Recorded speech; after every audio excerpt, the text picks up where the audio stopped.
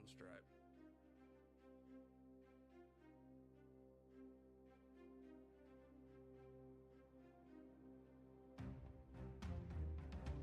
Soundstripe.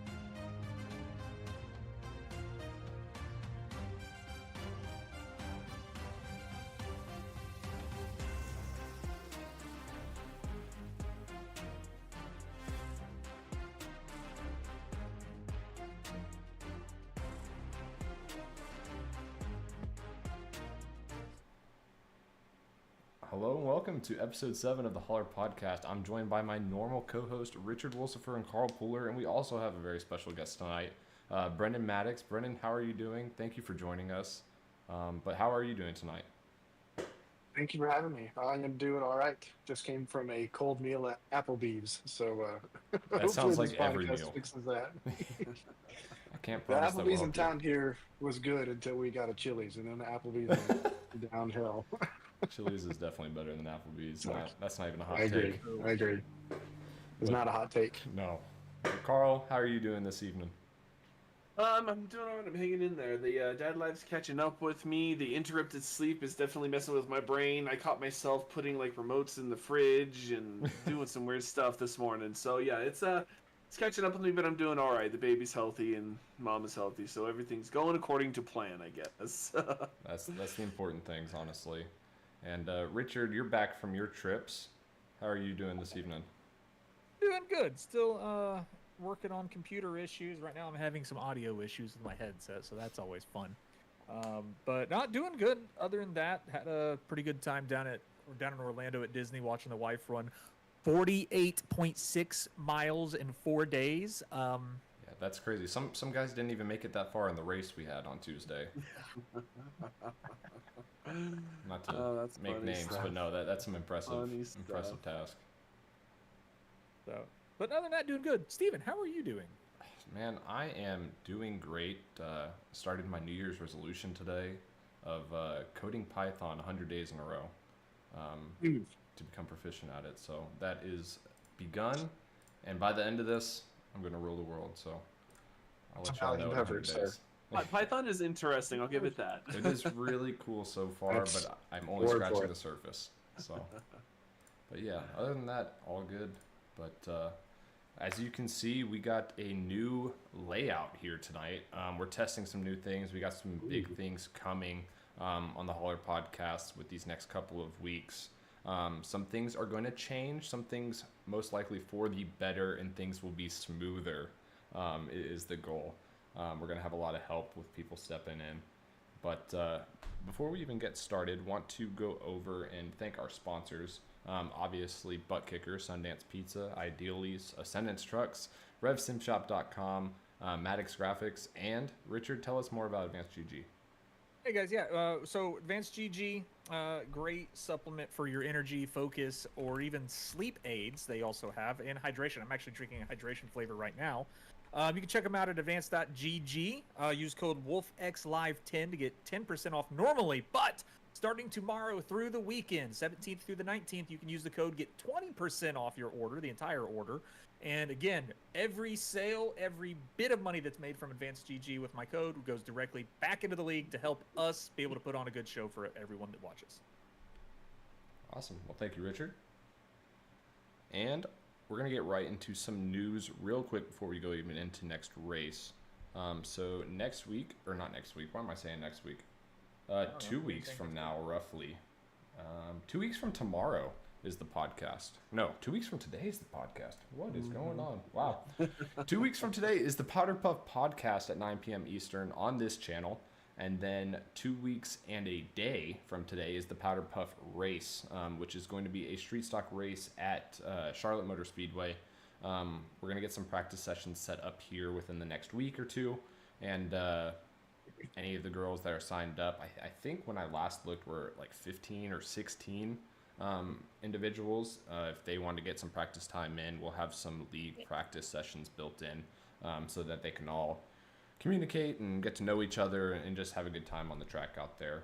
There is still time to sign up if your woman in your life would like to sign up. We do have a link in our announcements page. It's further back in our Discord now, since we've had some announcements since then. But just scroll back up and try to find it and sign them up if you want. And yeah, that will be here in just a couple of weeks, so we're looking forward to that. But without further ado, let us get into last week's race. So the title of this video is Nonsense in Nashville. And going into Nashville, I didn't think we were really going to have much drama for Nashville. It's a very simple track, very basic, back to an oval. It was the first oval that we had done in a month since before Christmas. And I think that's really what led to all the issues we were having. But on the bright side, Dustin Stallings ended up winning his first race of the season. So big shout out to Dustin. It was a great performance, and he survived that last lap scenario. That was a whole thing in its own. Did y'all get a chance to see what happened on that last lap? I did. You did? Richard, take us through what you saw. So here, I mean, when I went back and watched it, what I saw, so Johnny, it's last lap. I mean, it's anybody's going for the win. Johnny gave Isaiah a nice little shove. Nothing too hard, but it pushed Isaiah high up the track, which anybody would do. Like, you give someone a nice little bumper to get them pushed a little bit to get them out of their groove to get around them. But I guess that slowed up Johnny a little bit, and then Dustin gave 3 nice, hefty shots to the back of Johnny, which pushed Johnny further forward into Isaiah, who he shoved forward. And then it spun Isaiah out, and Dustin was able to get low and get around it all. Then Mason comes in and sideswipes Johnny, and those two just walk away for a P1, P2 finish. It was interesting to watch. I will say that. Yeah, that was a complete race in one corner, because I think somewhere behind there was I don't remember, I think it was either Coulter, I could be wrong, if any of you auxiliary guys are in here. I think it was Coulter on the outside and Cole Younger underneath him, and then that started a big wreck going into one, and then there was a big wreck in the middle of 1 and 2, and it took out a lot of people there at the end. Got really exciting real quick. Your speedway style. Yeah, it really was a super speedway last lap. But I guess that's what happens when you have a green-white checkered. We didn't have time to spread out, and everyone's like, I want that extra position. Carl, there was a request for you to go through your race first. So please feel free to go through your race for us. Yeah, I was doing okay, qualified 12th, was wrecked on lap 2, turn 3. Again, and I think we were racing for 12th. I think I was just hovering, just trying to figure it out. So I had to go use my fast repair. So all automatically out of the bat. Had all those issues. And then a lot of cautions in that first stage. I actually got to 12th. So I got back to 12th at the end of the first stage. So I was like, man, I have some speed. I figured something out here. I think I can get a top 10, maybe get those stage points. And come around, we had a lot of racing in stage 2. Had a lot of fun racing a lot of guys in stage 2. But late caution bunched us all up again. And then there was guys who took on new tires versus guys who were on old tires. And that did not work out for a lot of people. 48 and I had a little incident on the apron where I feel like he could have easily backed down out of it. He had new tires. There was no reason to push it. There were still a couple of laps until the end of the stage, so he could have just waited his time. But nope, he decided to run through me. And there's another thing. He gave me a 1-2 punch. He gave me one punch to get me loose, and then he, instead of letting off of it, he gave me a second one to get me out of the way. And so that was frustrating. And then shortly after that restart, I get binned by the 18 going into 1. He gets in my left quarter, and that was it for me. So unfortunately, a very, very bad points day on the team of the 71. Yeah, it was an unfortunate points day for you, but you're still within that hunt. I know it's probably demoralizing, and I feel like we talk about it every week now for you this season. It's just not gone your way through the first 7 weeks, so hopefully that changes for you here soon. We've been hoping that for 2 months now. Yeah, and we're gonna keep hoping for it. Maybe we need to start praying for it actually, to actually change something about burnt it. offering. But Brendan, how about your race? Take us through it. Well, I'm gonna be honest. Going into the race, I did not expect to have any speed at all. I worked with Dustin a couple days before the race on Saturday, I think, and he kind of ran me through what he was doing, what his strategy was. And I figured out I have load cell brakes. My iRacing didn't.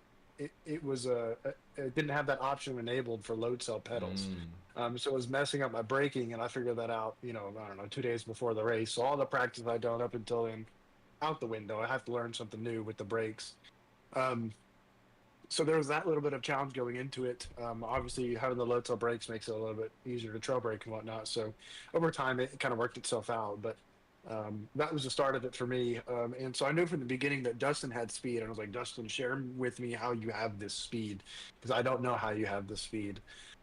So he took a solid, I don't know, hour and a half, it feels like, just to run through it with me and coach me through what I was doing wrong, how I need to fix it. And going into the race, I qualified, I don't know, 10th or something like that, 12th maybe.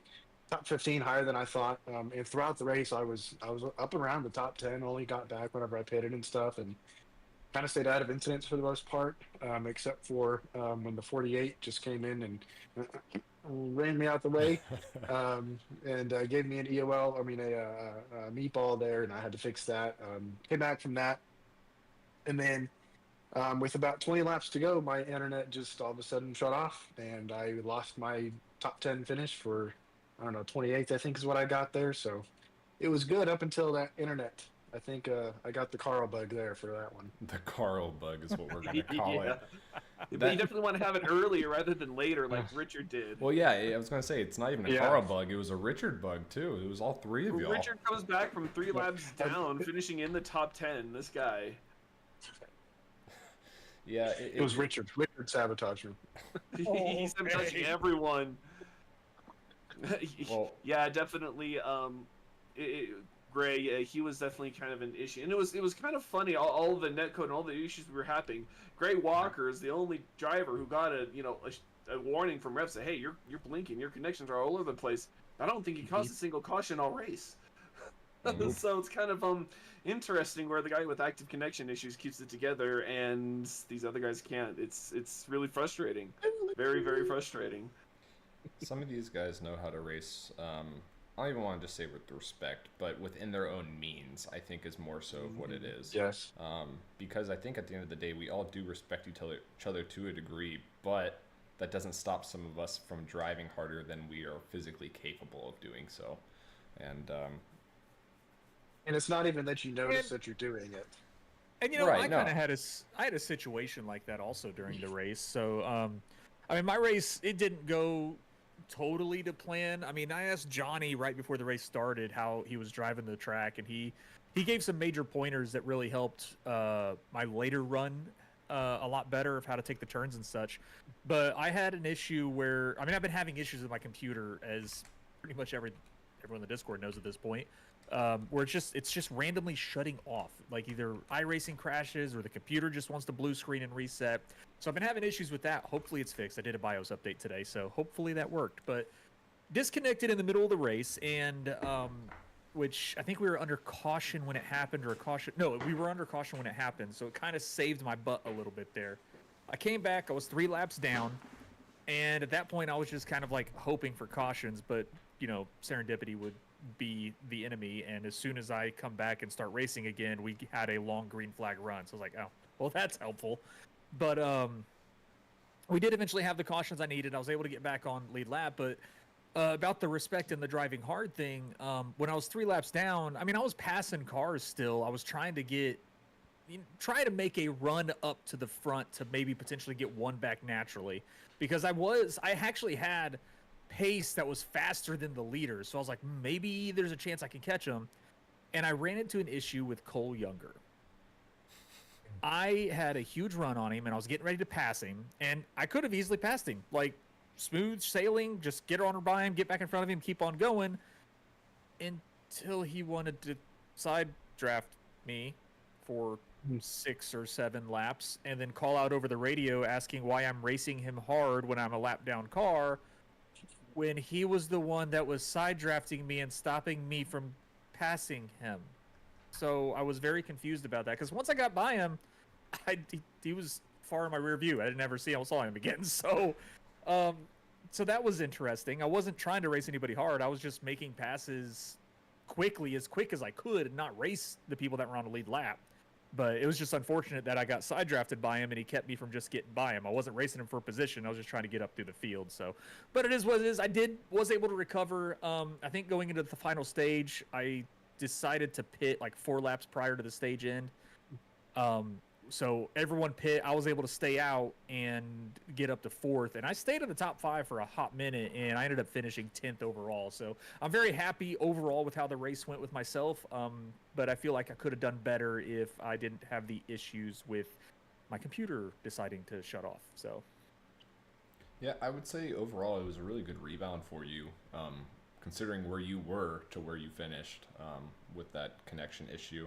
And I think it was a really big part of all 3 of y'all's races, that y'all each had a teammate that was in that elite class of speed this past week. Yeah. Limitless, y'all had Johnny Wood, and not taking anything else from any of the other drivers, but there were 4 guys this week that, in my opinion, were far above everyone else, and that is Isaiah, Johnny, Mason, and Dustin. And each of y'all's teams had one of those drivers, if not 2 in Maverick's case.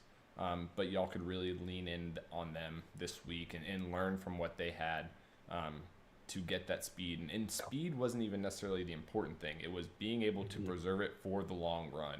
Granted, we didn't have very many long runs, but the tires, when they dropped off really hard. So I think it really benefited all 3 of y'all in those scenarios.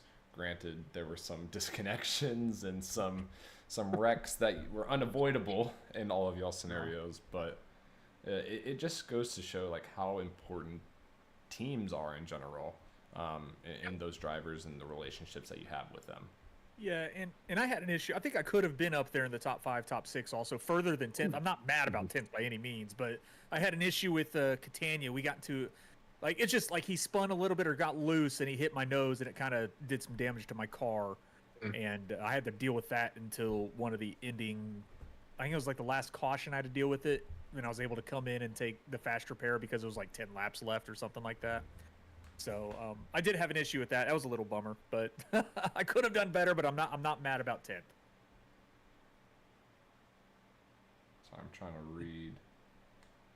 So apparently they weren't paying attention during the pre-race briefing and didn't know what the stages were. See, great. You can totally avoid that by paying attention yourself. Okay, you can. Isn't there also a channel in the Discord? You know, it's imagine if there's a race info channel that has all of that information there. And it's crazy. He has every race this season. It's already signed it's out. already out there. You know, you could probably talk to Zach King and Mason Hossman, and they can tell you that information. No, they'll just ask the question again during the race. Exactly. Oh man. Goodness gracious. Well, let's get into our first Rev Sim Shop question of the evening. Trivia. Thank you, Richard.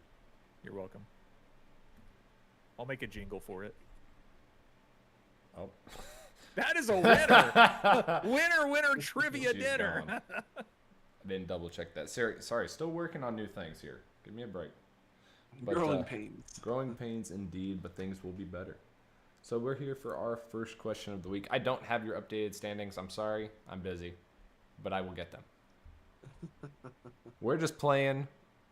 You're playing blind right now. Don't worry about where you stand.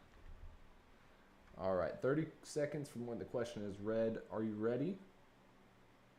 Let's go.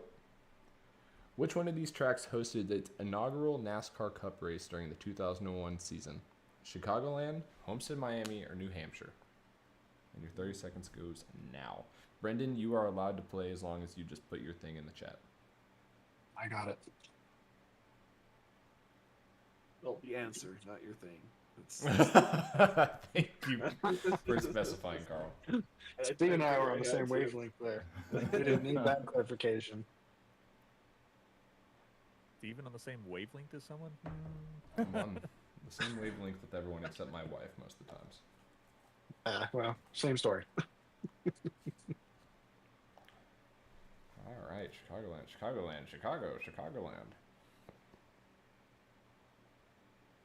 We have another 10 seconds. You know who I haven't seen in here tonight? I haven't seen Jared. Jared Huggies? Jared Huggies. He had been getting some points Jared's lately. fired. He's what? I said he's fired because he's not in here. I mean, he's fired every week. Fair enough. We fired him for y'all. He doesn't contribute anything. Except for He's late model fired. stock racing on Monday nights. Yeah. Fired probably He every day. wrecks in real life. He wrecks on the sim. There's just no helping him. Very true. Wild. All right, time is up, and I cannot stump any of y'all. Y'all are too good at this. It is Chicagoland. It's an easy starting question, but we had to start somewhere. All right, let me switch back over here. And changing gears again. Just want to go over some quick stats from this past race. So it was 2 hours and 17 minutes. It was a pretty long race for a standard oval race. I think that was our longest race of the year. 16 cautions will do that too. Yes, Yeah. 16 cautions. 15 were because of incident. 1 was a stage. And then 13 lead changes, 7 different leaders, and 1. Well, 91 one was a laps. caution that caused the stage end. Yeah, so that Correct, still is a but caution for It incident. was a caution for incident, and then just Okay. 1 was built in as a stage. We only made it to the stage officially once, I guess. Yeah. But Under yeah, green flag conditions. under green flag. And I was really hoping we got to the end on that last long run. We got like 25 laps or so. I think me and a handful of other guys were on the same strategy of where we could barely make it to the end, maybe a lap good. And then that caution came out with, I don't know, 30 or 40 to go, and it threw everything out the window. But let me read off the top 10 real quick. So obviously, like we said, Dustin Stallings getting his first win of the year. Very happy for him. Glad to see a new winner, and Dustin is a very deserving driver for it. Mason Houseman coming home second. Dakota Camper started all the way back in 32nd, finished third this race. Great race for him. He had speed all night, so good to see him there. Johnny Wood Jr. fourth. Myself fifth. Jamie Plord sixth. Another guy started 29th, finished sixth. Good to see Jamie finally get a result he deserved instead of being wrecked out at the last minute this season.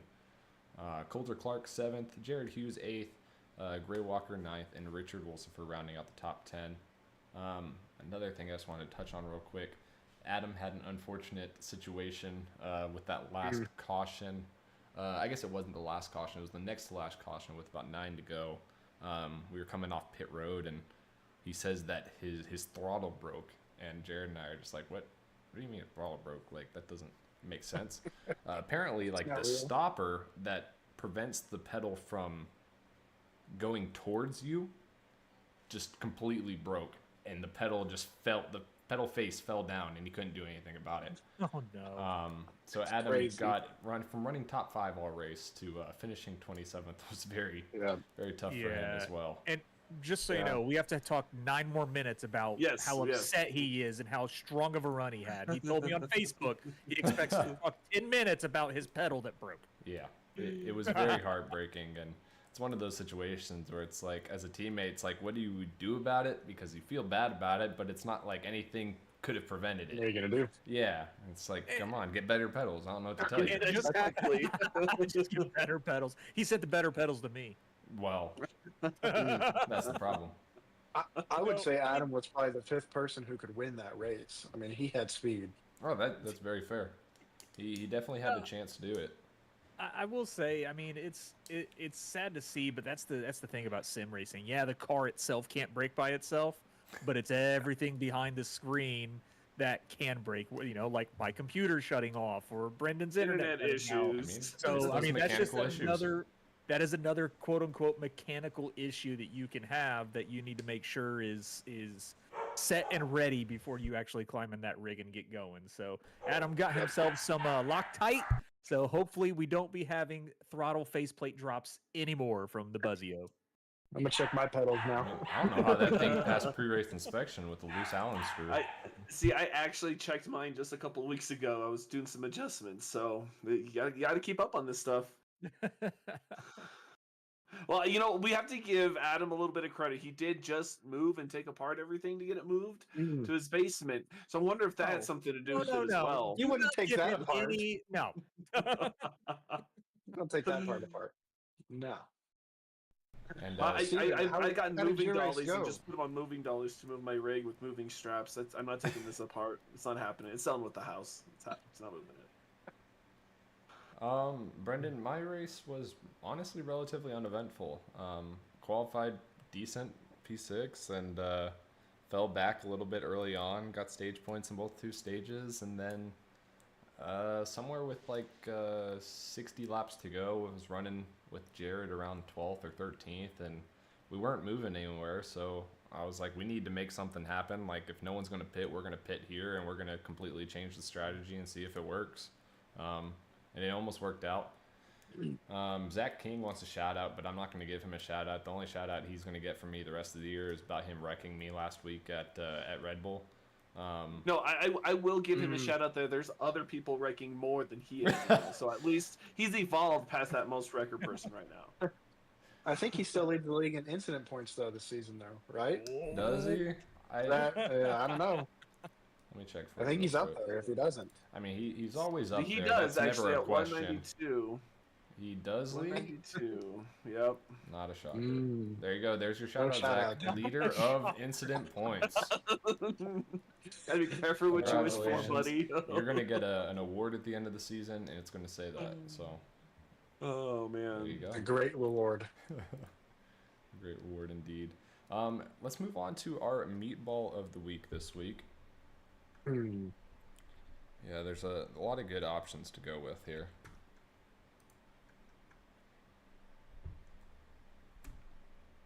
Look at that. Flawless every time. So, Brendan, we don't have a spot for you on the board.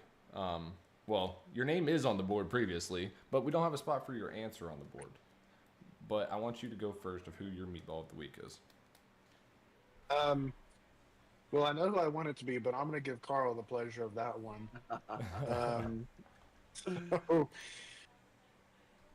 Man, that's a hard one. I don't want to do the cop-out answer of my internet either. No, it actually has to be a driver, sadly. Yeah.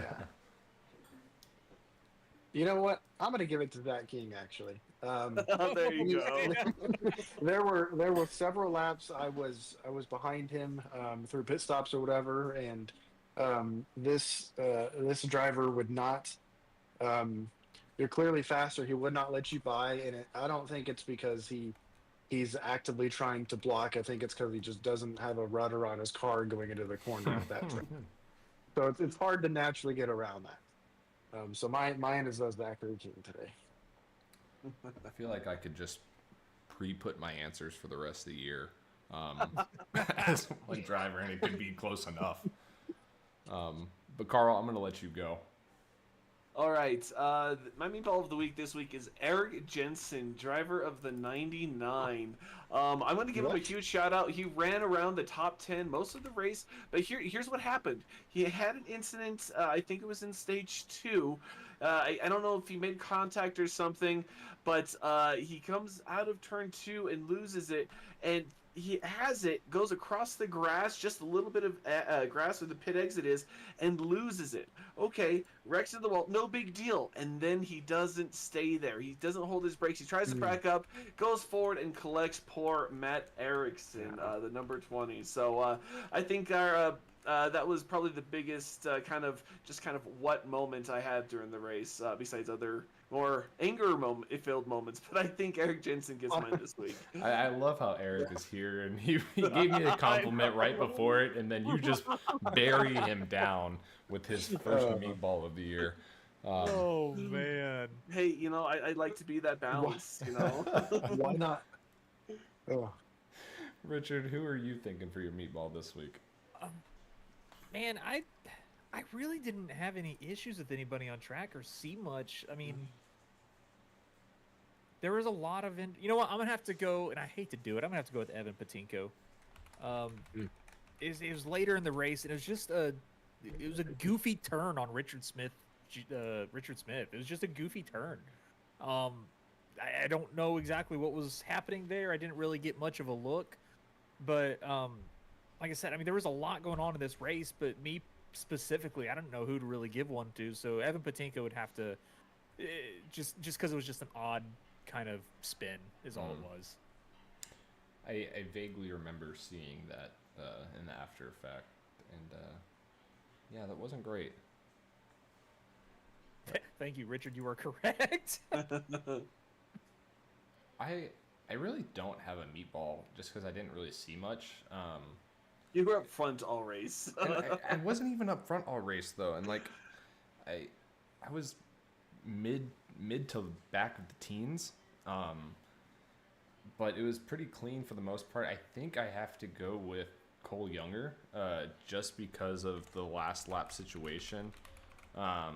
With, like I said, I think it was Coulter Clark above me in that last lap. We were 3 wide, and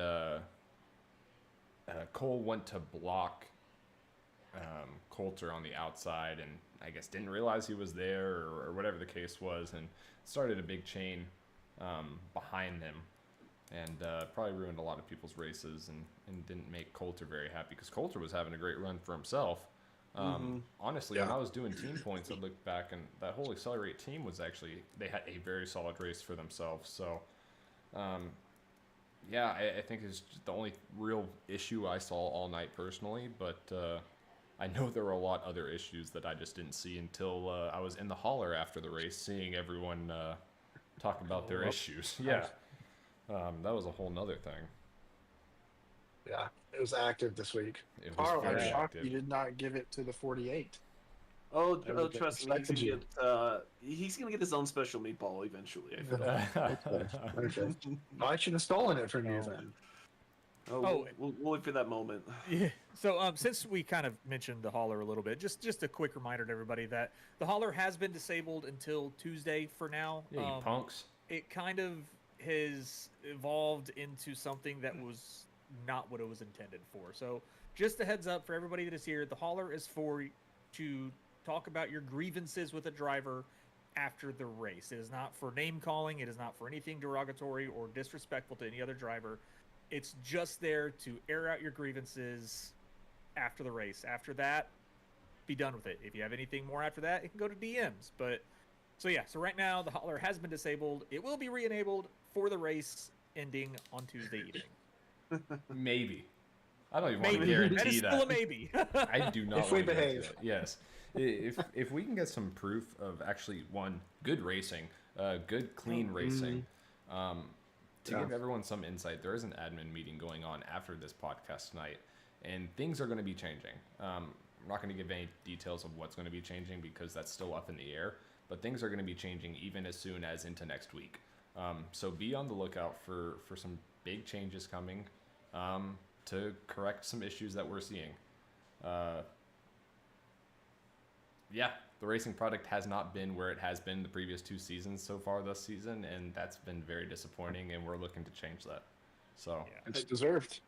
Yeah. Just keep an eye on announcements. Yeah, That's all keep we'll an eye on say. announcements. You'll get some news here before the race, and if you're shocked because of something that you didn't read before the race Tuesday, that's on you. Like, we're gonna put it out. We're gonna make sure everybody knows about it. So if you don't see it and you start a race on Tuesday and something takes you by surprise, that's on you. Tough Sorry. Yep, I think we've been a little lenient as admin for most of the time, just because in the past we didn't need to be strict. It was a relatively small group of guys that, for the most part, got along. And You spilled the beans, Steven. Julie's not happy. Julie. Well, the funny thing is, Addison doesn't know that either yet. But she's about to. Yeah. Julie's gonna text her right now. Yeah. I bet she already did. Already no. done. Steven's toast. She's making me dinner right now, and now she's gonna poison it or something. I don't What know. is this I'm hearing? Yeah. I don't know. It's already been a couple nights this week, but yeah, just be on the lookout for that. We'll get news over as soon as it is official from the admin team. But yeah, let's move on to some more fun stuff. Yeah, everyone likes exciting stuff. Yeah, exciting stuff, and that's what we're here for, to have fun and to be exciting. But let's get into our team standings. Well, did we give a good shout out to No. Dustin Stallings and show the graphic of him winning? Yeah, I did. I can do it Okay. again if you would like. Oh, no, we don't have to get it. Here we go, since Richard requested it. Since it's There up, you it's go. going to point out Alright. that's a special paint scheme for Dustin. Yeah, Yeah, very special that was paint such a scheme. great job by everybody, and it was someone I didn't know personally, but I know a lot of the drivers of the league knew him personally. So, we y'all lost. I mean, Brendan, you or somebody who knows more. I was going to run the logo. I just didn't have a chance to get it on the car. Yeah, so I didn't know Daniel personally, but Dustin shot me a text on Sunday night pretty late and just said whenever he got the news, he asked if he could get a special scheme put together for this week's race. So first thing I did is I kind of worked on the scheme, but Daniel Gonzalez, he lost his battle with, I forget what the actual condition is. Let's see if I can pull it up anywhere. That little logo has it. So in honor of Daniel Gonzalez, it's a astrocytoma. I probably messed that up, but it's a type of brain cancer. And Daniel unfortunately lost his battle and was taken off of life support Tuesday before the race. So it was a special scheme for Dustin, since you knew him personally, and so some history behind that scheme for Dustin as well is that that's I believe his first league race winning scheme. And he did it when he was subbing for Daniel as well. So just a little bit extra special there for Dustin. And just happy happy to see that it's back in victory lane, first of all. So I got to give Dustin a shout out there. But I think he deserved that win. And if nothing else, he drove for it. But the emotion was there. And I don't think he showed it in his interview either. But the emotion was there because of the circumstances around it, and with that paint and with the decal. So just want to give everyone who ran that decal a shout out as well on such short notice too. Yeah, no, it was really great to see Dustin be able to pull out that win in the moment. It seems like in sports, whenever there is a tragedy or a reason for something to happen, it seems like it does. And I don't think any of us here in this podcast had a personal relationship with Daniel, unfortunately, but had heard great things about him.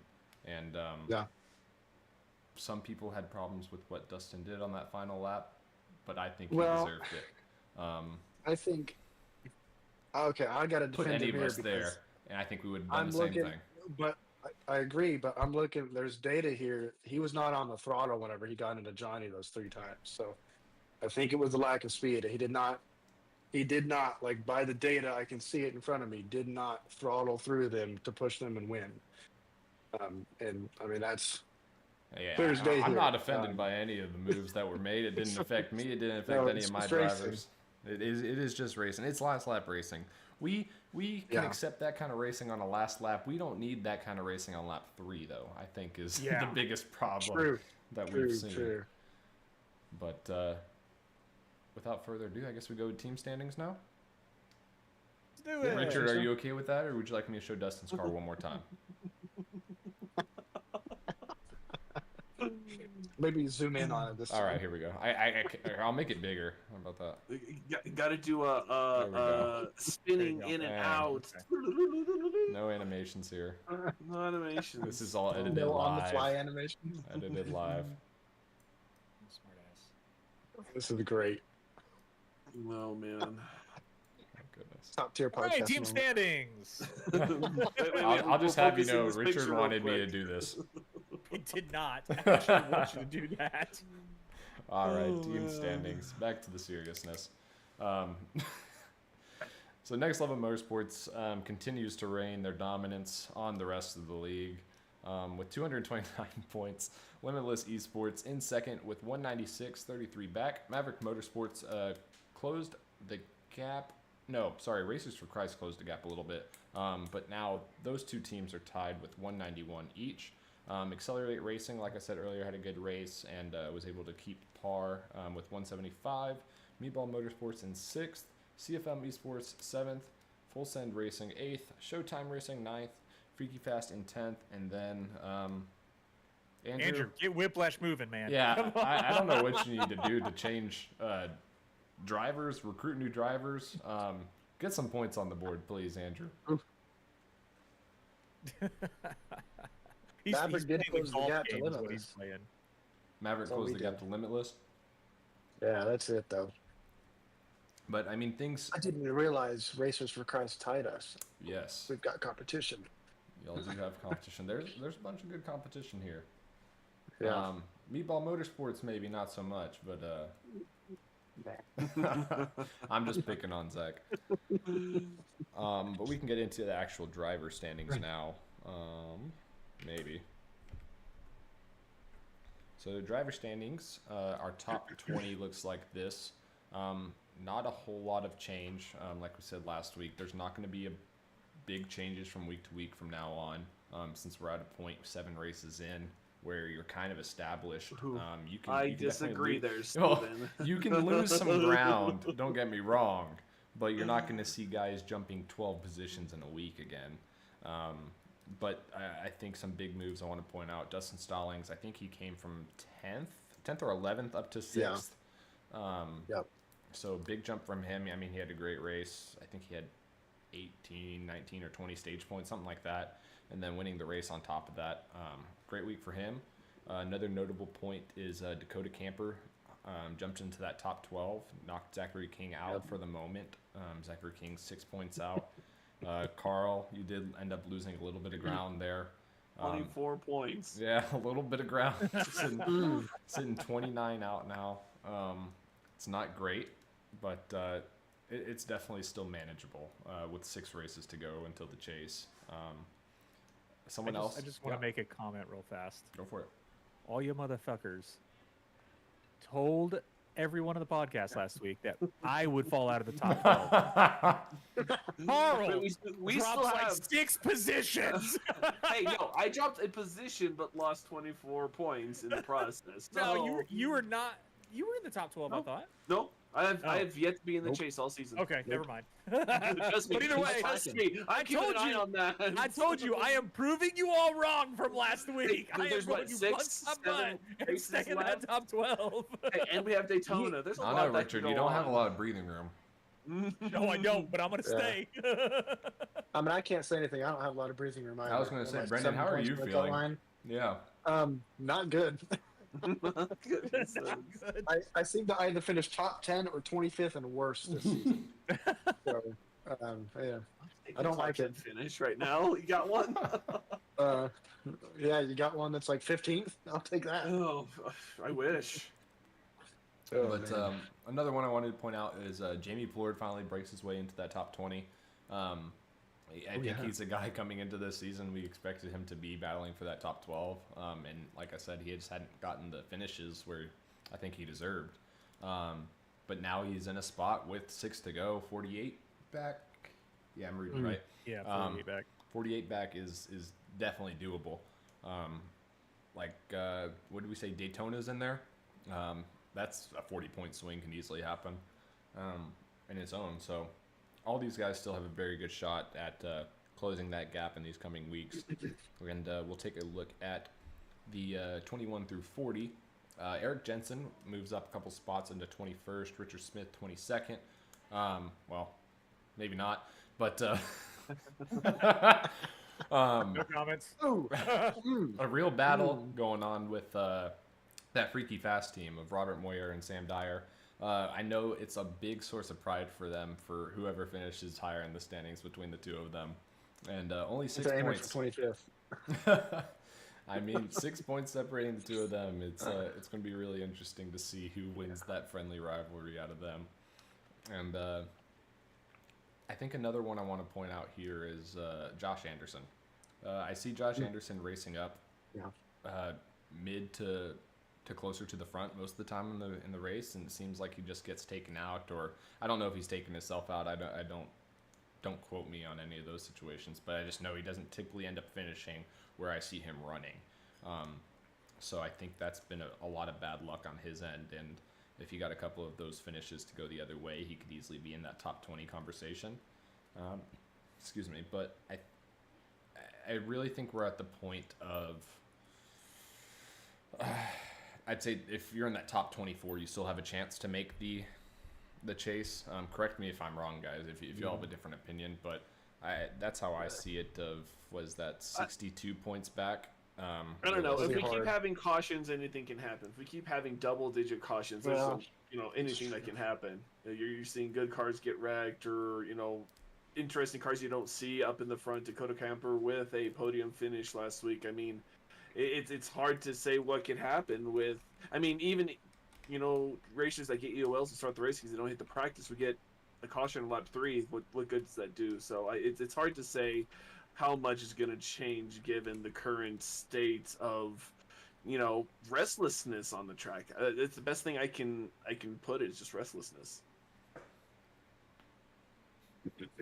Steven took a bite of food, but no, it's I mean, it's realistically, yeah, I agree. I think the top 24 is about your group of drivers that's going to be able to make the chase with just consistent good races.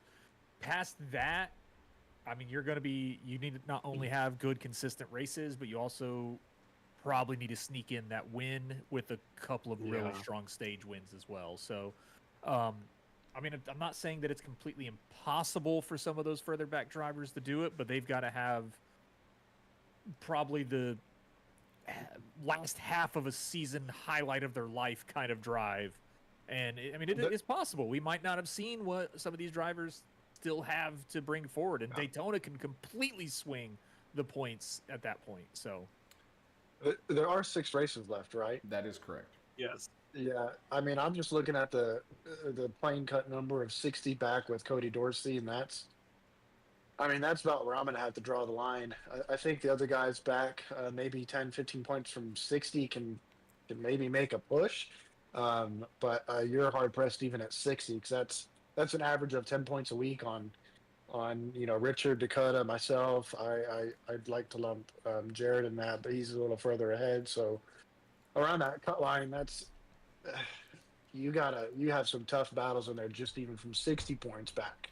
I'd say it's a good point, and just because it's not even just 60 points, it's all the people that you would have to jump as well. Right. That really throws that extra difficulty in it. And Gio, you're curious of what tracks are left off of memory. I know we go Chicagoland next week. I got you, Steven. We have Chicagoland next week, Pocono, then Darlington. We all know how Darlington goes. Daytona, IRP, and then Michigan. It is a whole slew of variety of tracks that, again, anything can happen. And you have three very large tracks in there where they drive different, but they also kind of feel the same. So that could be a very big swing in your points because some of the typically slower drivers, they have a better chance of those higher speed tracks that require a lot of draft. And Yeah, we saw that with the first race. Well, not just draft, but The whole brakes. wild We card. seem to have issues with brakes still. So if we have to use the brakes at all, it turns into a kind of fiasco. Yeah, that's true. IRP, Pocono, going into turn 2, this could get very interesting. Hmm. And I know a lot of our talk last season was how important stage points were, because we had So much 15 more to 20 important. guys.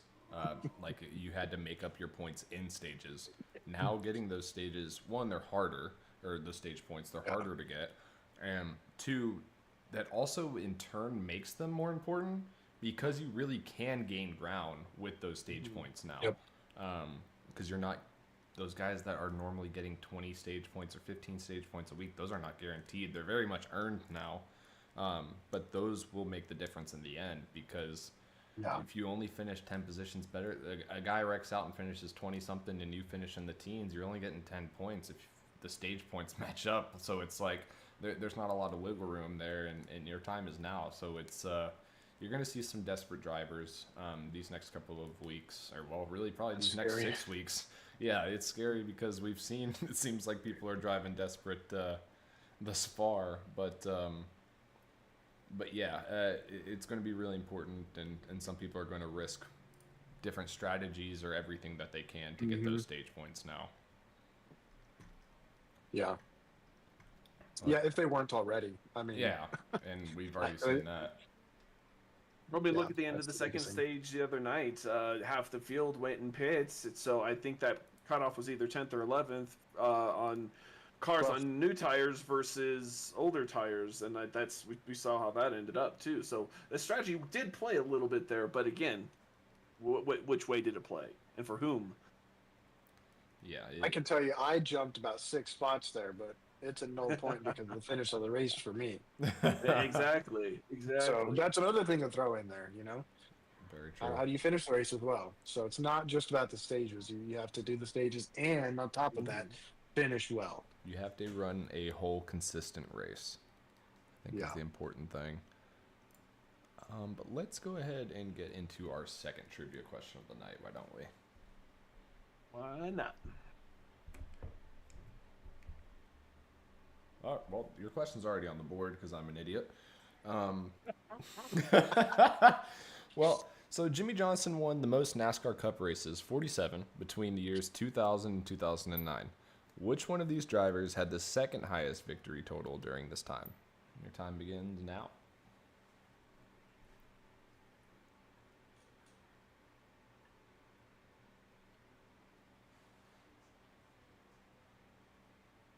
These drivers thing is all jacked up.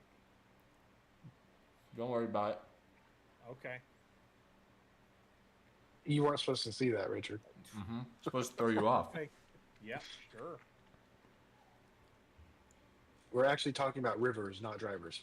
Oh, rivers. Got you. Yes. Yeah. Mhm. Yep. Those are famous rivers down in, I don't know, South Carolina or something. There's a reason I read the question too. Mm. The second one hurts my heart. Oh man, this is a good one apparently. Yeah, we're like split decision here. Mm-hmm. It only started splitting near the end there. We'll go another 10 seconds. Let me finish another bite. What you eating? That is personal information. Whatever. But chili dogs. There you go. Ooh, chili dogs are good. That is good. Rev, you need to be careful with those letters there, sir. All right. Sorry. Without further ado, seems like I threw a lot of y'all for a loop. In my heart, I would think it was Jeff Gordon too, but it actually turns out to be Tony Stewart. Tony Stewart. Definitely not Dale Jr. though. Yeah, definitely not Dale Jr. Yeah. But when thinking of a third option, I was like, I don't even know who else to throw in there. The Well, site I was yeah. using had like Casey Kane or Greg Biffle, and I'm like, those definitely wouldn't work. But yeah, Tony Stewart, I think he was 33 wins during the same time period. Oh my gosh. Which kind of surprised me. Not to take anything away from Tony, but I did not that's more expect than that. you'd expect, though. Yeah, definitely from him. But good job, Dustin, Dakota. Anyone else get that? Well, I think that was it. But good deal there. And let us move forward. Next week, we're at Chicagoland for the K1 250. K1 Speed 250, sorry. I have the race info up. We are 165 laps. Stages being lap 40 and lap 80. I expect all of y'all listening to remember that next week. Lap 40 and lap 80 for stages. It will be a sunset race. So a transition Good race. Photos. Yes, it'll be great photos. Chicagoland was a popular race last season. I think it came down to fuel saving at the end. There were some fuel saving strategies. I think most people actually ended up not making it. But if I remember correctly, Adam won that race. I think so. I don't do research beforehand. I should have. I know that Richard ran out of gas and I passed him coming to the line. So that's all I remember from that race. Did I? I might have. It's possible. I think it was Chicagoland. I don't know. I don't even know if I passed you, but I flew past you around the apron.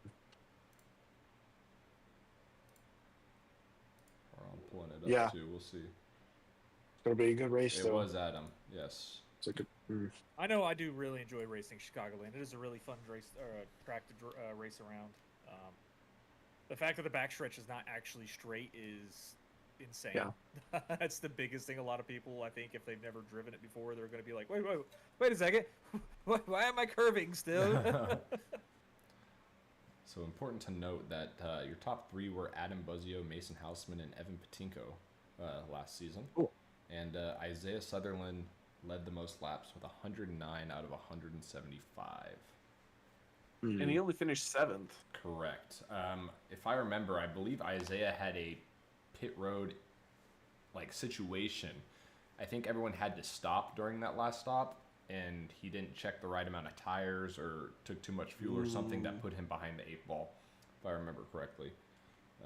Rip. Yeah, see, I love Chicagoland. I love this track and what it does and the racing you can get out of it. Carl, It's just say that for yourself.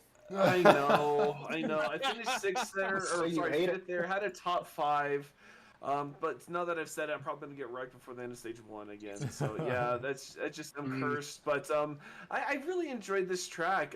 You can get a whole slew of strategies, tire strategies. We saw a lot of comers and goers at Nashville. You saw who was fast early on, but who was burning their stuff up. You could tell those drivers, especially a couple of long runs, where I think we're gonna see something similar this upcoming week. Plus fuel, we had it last season. Fuel could come into play as well. We'd have to cut back on the cautions, but fuel can be a strategy. So that's all we have to come down to. So if we can cut back on the cautions, we'd actually have some strategy races. It's crazy. Insane. That's right. Dakota Bleh actually just reminded me there. Him and I pulled the fuel saving strategy in both the practice race and the regular race, because I think, if I recall, the regular race, we both pulled down pit road at that cutoff of we can go all the way from here, and he queued up over the radio and goes, "Nice seeing you down here, Richard." I'm like, "Oh, hey, Dakota, good to see you here again as well." And then I think other people were like, "Are you guys doing the fuel strategy again?" We're like, "No comment." Hey, I mean, it worked out for Dakota coming home 6th. Oh yeah, it did. Pretty good run for him. But yeah, the strategy element definitely can come into play here. I'm expecting a similar race to how we had at Kansas earlier in the season. Hopefully the lower amount of cautions that we've had for a race for the season, especially with some potential rule changes coming into play. Hopefully that will impact some people's driving styles, but tire wear becomes a deal. You got to learn how to save it for the long run here, and short run speed might matter because we might get one of those late cautions like we tend to do. But this could also be another track where 2 tires during a late pit stop could make the difference.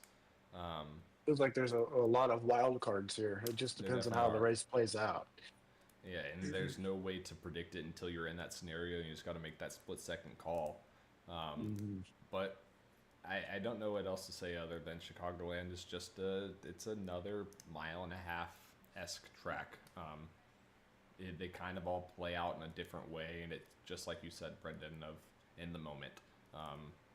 You just got to play with it. But with that, let us pick our predictions for the winner next week. Brendan, I'm going to let you go first here. Okay. I guess that is the guest treatment, isn't it? That is. Gotta be I prepared, don't know. I mean, man. you look at the guys that are good at these tracks. I think of Isaiah. I think Johnny's pretty good at these tracks too. Obviously, I think Mason and Dustin are good as well, and then Adam, he won there. So I mean, again, it's a top 5 from Nashville that, that they can do week in and week out. I think just off of pure drive to win right now, I'd have to pick Mason for it. His head is in the whole championship fight already, championship mentality already, and that's kind of his focus and what his aim is. So I'm just gonna have to pick him for that.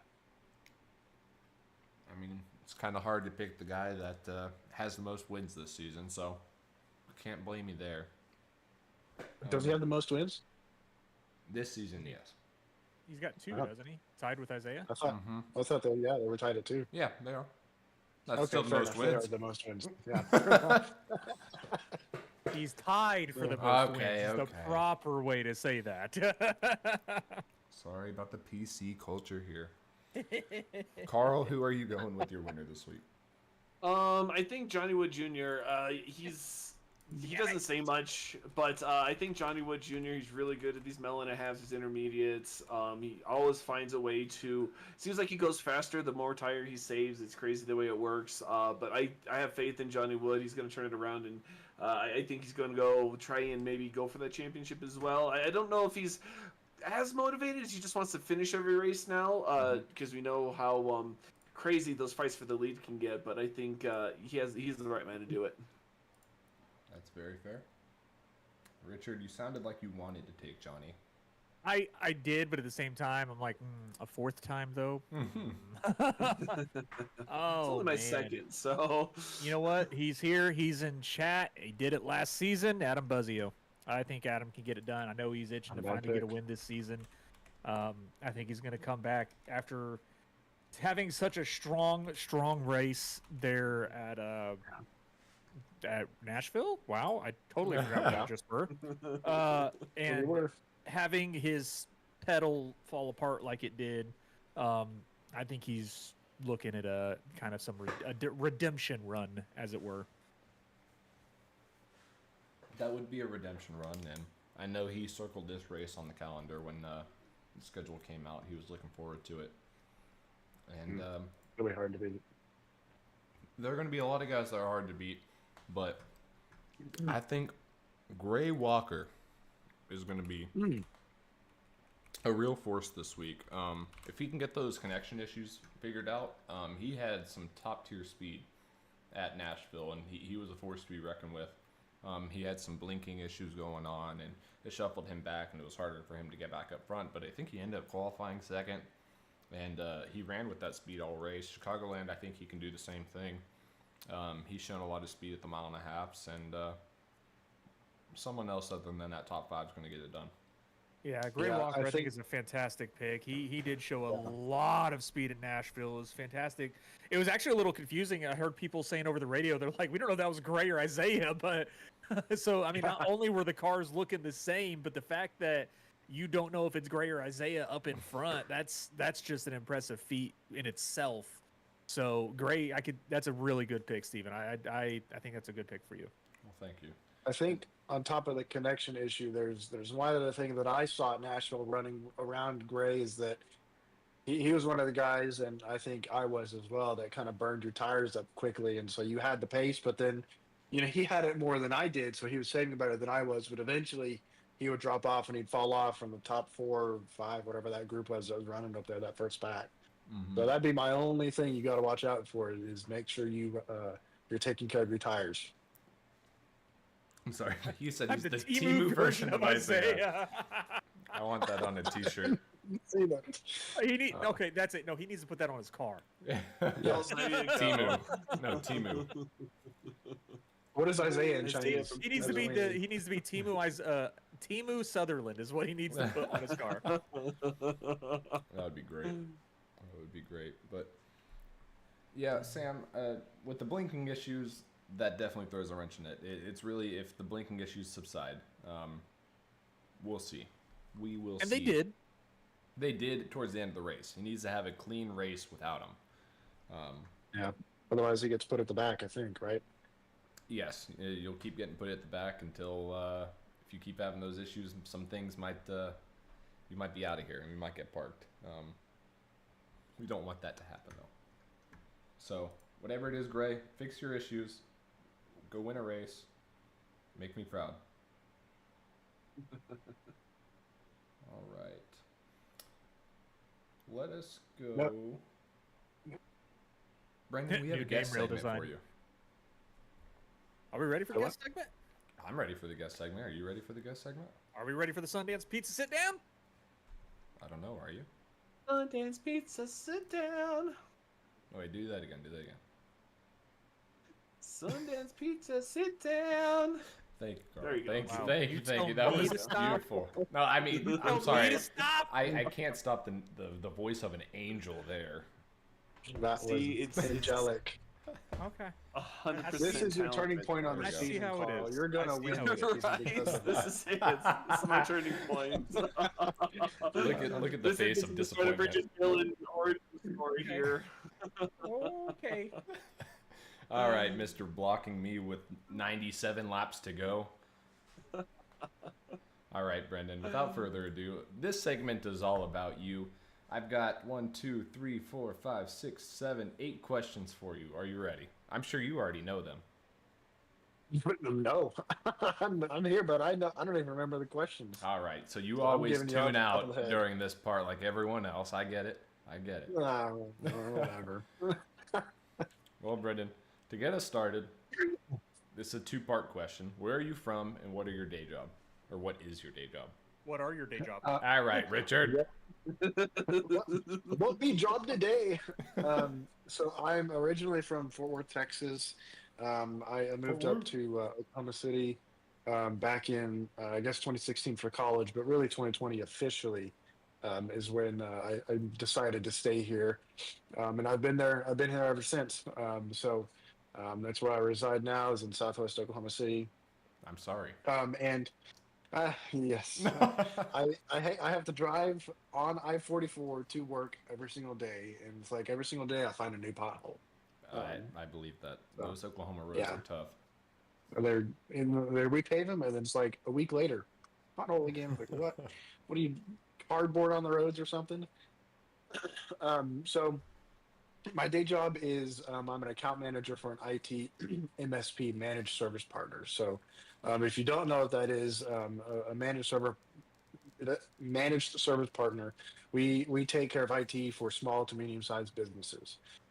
In a lot of cases, our company has taken those, as these businesses have grown from small to medium size and into large, where they need their own internal IT. We still even advise them at some levels of what they should do for their IT. So my job is literally to make them happy, and that's my day job. Whatever it takes to make them happy, make sure they're taken care of. That is what I do. Gotcha. And on top of that, I guess I kind of run Maddox graphics. So, but that one's not a moneymaker for me. So it's just kind of there. That's how we feel here with BRB. It is a job, unfortunately, but it's not a moneymaker, but it's out of passion. We call it passion project. Yeah, that's what we call it. Exactly. But no, that's awesome. Does your job include like travel places or? Oh yeah. So I'll have to go see clients at least once a quarter. I meet with my clients, be it virtually or actually in person. And I'd say there are, I think I have 15 or 16 clients that I had to take care of. Get to take care of. I should correct that, just in case my boss is watching. And out of those, there's only 3 of them. I have one of them in Tulsa, one of them in Pauls Valley, and then one of them and if you look at a map, you'll find these. And then one of them is in Purcell, I think. So occasionally some travel of a couple hours, but those aren't bad because it's like, it's like I drive the whole day for work, and it's like, yeah, I can't really complain about that. You ever make your way up to Stillwater? I actually have a friend that runs an MSP in Stillwater, Well, so I there you used to go. work in Stillwater. Well, I'm sorry for your Actually, loss there. it was only one day a week. Well, thank goodness that. I don't know. I can go on about Oklahoma here, but I'll I'm digress. with you. Let's trash it. I mean, if you really want to trash it, I'll get my wife in here. I mean, she ended up spending 9 years out there to get her doctorate. So, Oh man, yeah, she was sick and tired and wanted to get out more so even brave soldier. than I did. Yeah. So. Yeah, my wife lived in Oklahoma for a little bit, also up in the Tulsa area. Yeah, So she crime capital of did Oklahoma. not There you care go. for it either. There's some nice parts to it, honestly. I mean, I could step outside of my house and there's not that much light pollution. I can see stars and stuff, and it's like, and I'm only 10, 15 minutes from downtown, so it's not really like that bad as far as like position and everything. And I will say there's one plus: if I'm ever flying out, I only have to get to the airport about 40 minutes before my flight leaves, instead of 2 hours like it was in DFW. Yeah. So that's a bonus. But besides that, yeah, the roads they suck, and that's a big part of life here. Just it's the roads and how bad they suck. But I mean, it doesn't seem like you're too far from Bricktown. No, not too far. In fact, anytime I go and watch a movie, I go to that movie theater in Bricktown because it's the cheapest tickets in town. Yeah, that was the area that I could actually somewhat enjoy in Oklahoma. Yes. So Yeah. that's good. Coulter, we're trashing Oklahoma because Oklahoma needs to be trashed. Coulter, you and I need to go to Bricktown and play around a mini golf there. That's what we need to do. Oh boy. And BRB merch is in the work. People that are asking. It's going to be a process, but we're going to see what we can do to make it affordable. Is the one thing is the big issue with custom stuff. So we'll get more info on BRB that. salad hat. I mean, I'd buy 10 of them. I mean, to be man. fair, it would fit. It would be perfect because it'd fit two things. It would fit the salad hat, and it'd fit just a regular hat because it's BRB. But yes, hats like this we can do relatively affordably, and we'll get information on that. Zach, no one asked you. All right, on to my next question, Brendan. Who is your favorite NASCAR driver? Current? Current. Like they drive currently? Current. Give me current, and then you can give me past. Okay. Drive currently, this is going to break my heart to say it. I have to say Kyle Busch, which is really ironic because I'm also a Dale Jr. fan. And from 2008 to about 2023, I had this bitter hatred for Kyle Busch. So it kind of hurts my heart to say that. But I really don't have a favorite driver that I root for like I did Dale Jr. I watch out for Kyle Larson. I liked whenever he came back and won the championship. I think I just like the underdog kind of story, like Kyle Busch leaving Joe Gibbs, and now he's at Richard Childress, which is, let's be honest, they're not really the quickest team out there. So it's a little bit of an underdog there, but and I just like how his attitude has changed with that experience. So those are the two main ones that I root for. So I think this year I'm going to have to add Justin Allgaier to the favorite Cup drivers list. I was just about to ask you that.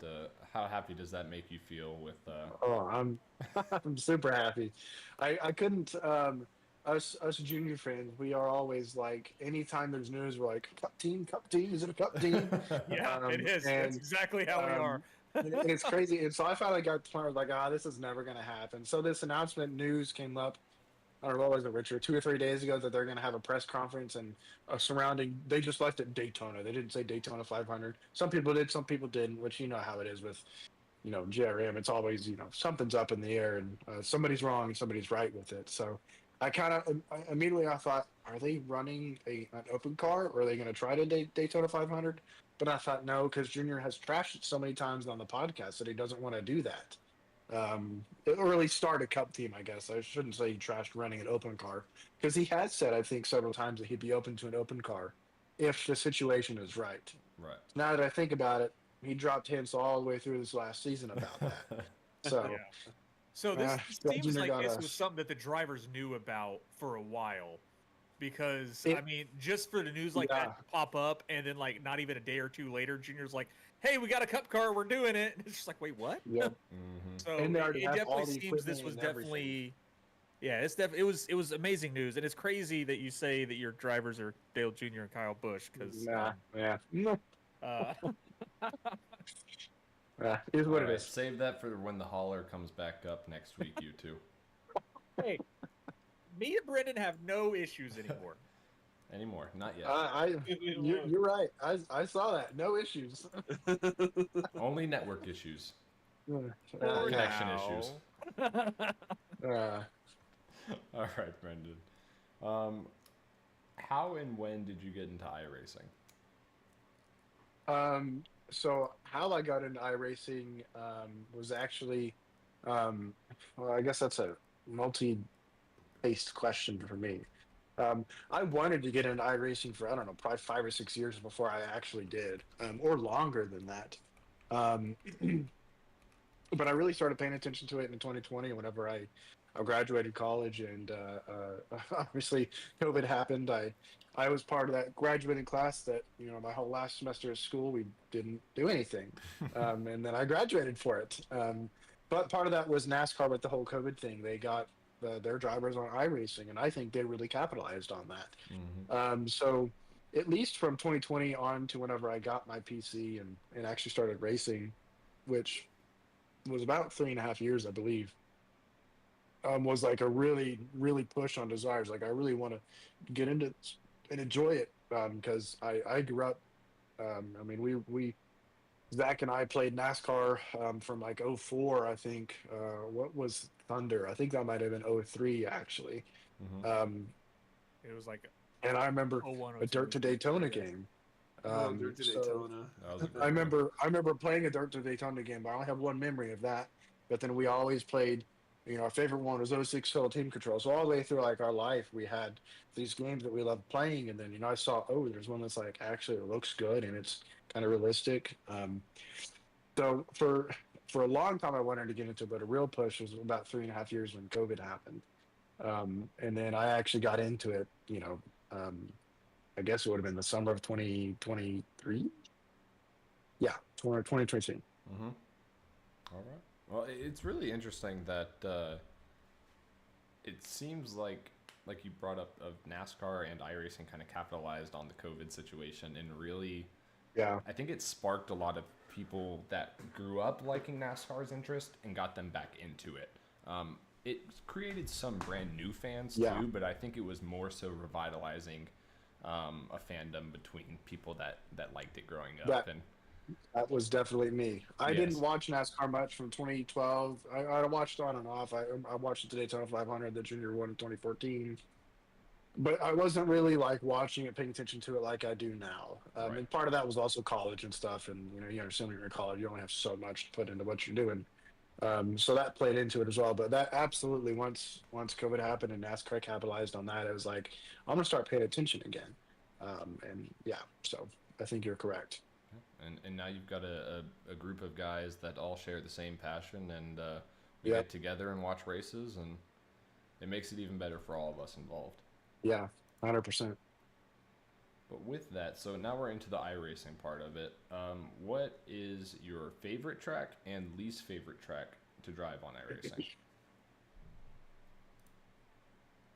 iRacing? Favorite track, I'll have to say Legacy, Texas. I really didn't think I would enjoy that, especially the race that we had last year, or last season, last year too. But it was really fun with the next gen car, and it's just nostalgic for me. So I gotta say that's my favorite track because it's home track. Least favorite, man, I don't know. Martinsville. I really don't like Martinsville, and it's not because of Isaiah. I did not like Martinsville going into it. I really was not looking forward to that race at all. It's actually close between Texas and Bristol. I really like Bristol. Bristol's a good time, but it can turn into a Martinsville of situations. But there's a reason Martinsville is not on the schedule this year. Yeah. But no, no, those are good answers. Let's see here. Got 2 left for you. So I guess this is going to be technically a 2-part question. So originally when you joined BRB, your number was 33, correct? Yep. Yeah. And now it's 8. So I guess what made you choose those numbers? Well, I think 33 was one of the leagues I joined in. 33 was available, so I took it, and it was really easy to match.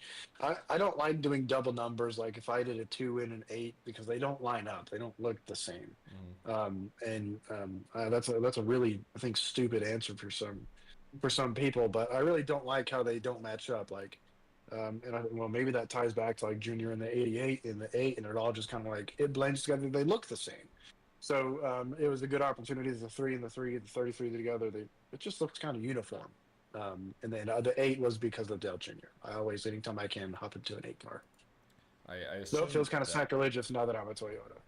well, and I mean, well, at least you got like the Kyle Busch element of it. If he was a Toyota, now he's number 8, and now you're kind of the inverse of that in a way. Yeah, sure. So, it's fair enough. And I can definitely understand the number matching thing, because that was my thing also when I was choosing numbers, because I had to go through 3 or 4 iteration of numbers before I finally landed on 56. Because like when I'm painting Carl's car, I cannot tell you how much I hate trying to line up 71. It's not fun. I have never told Carl that, but I do not like lining his number up on his car.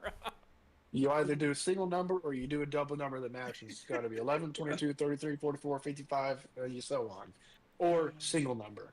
Well, we can only have 19 or 20 cars on the track then. Well, that's just for me. Y'all do whatever you want. That's just for me and Richard. So if those numbers aren't available, you're not joining the league then?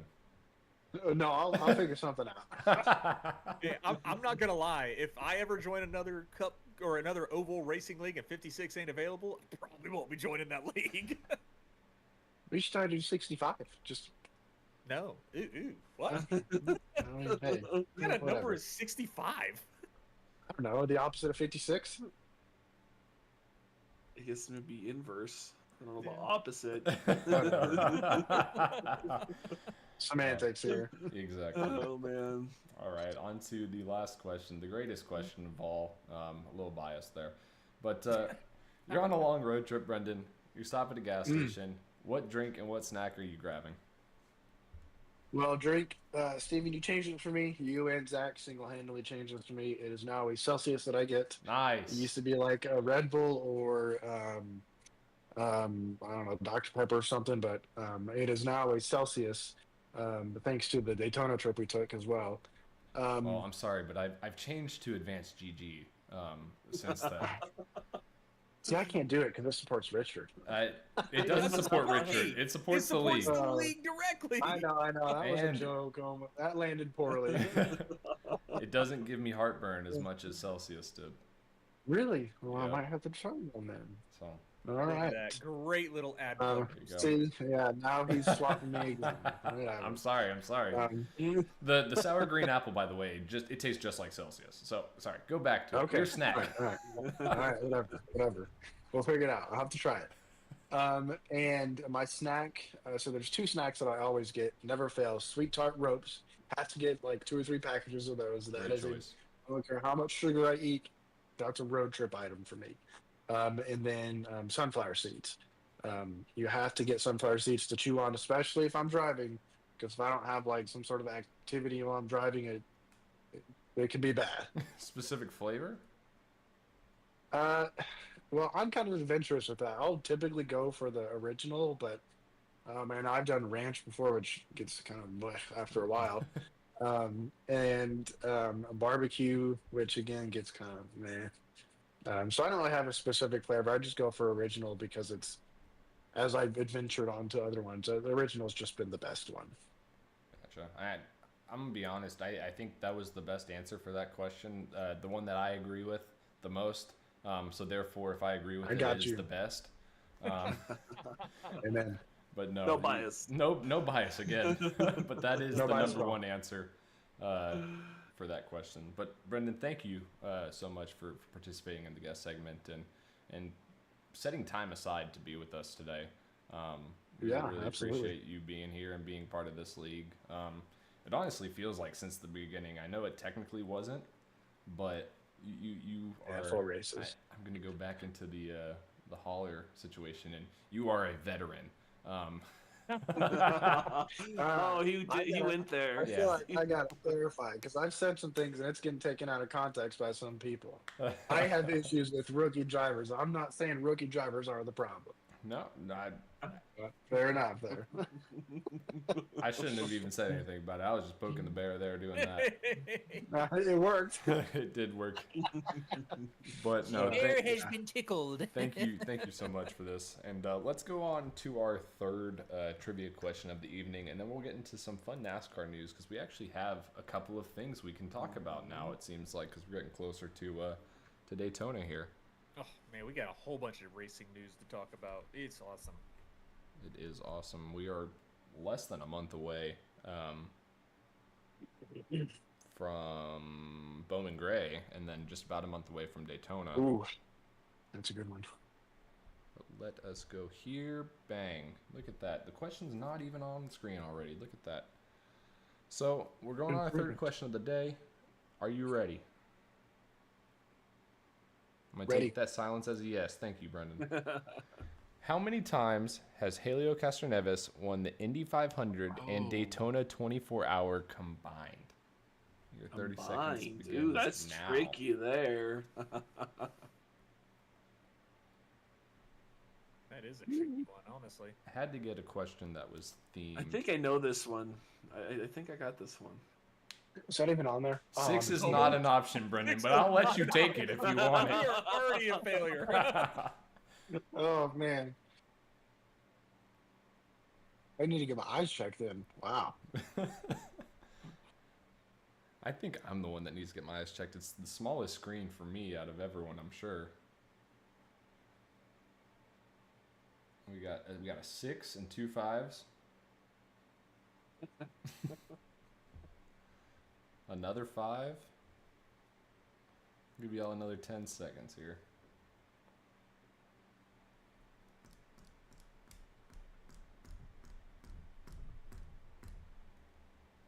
Carl, what is your thought on it? You said you think you know it.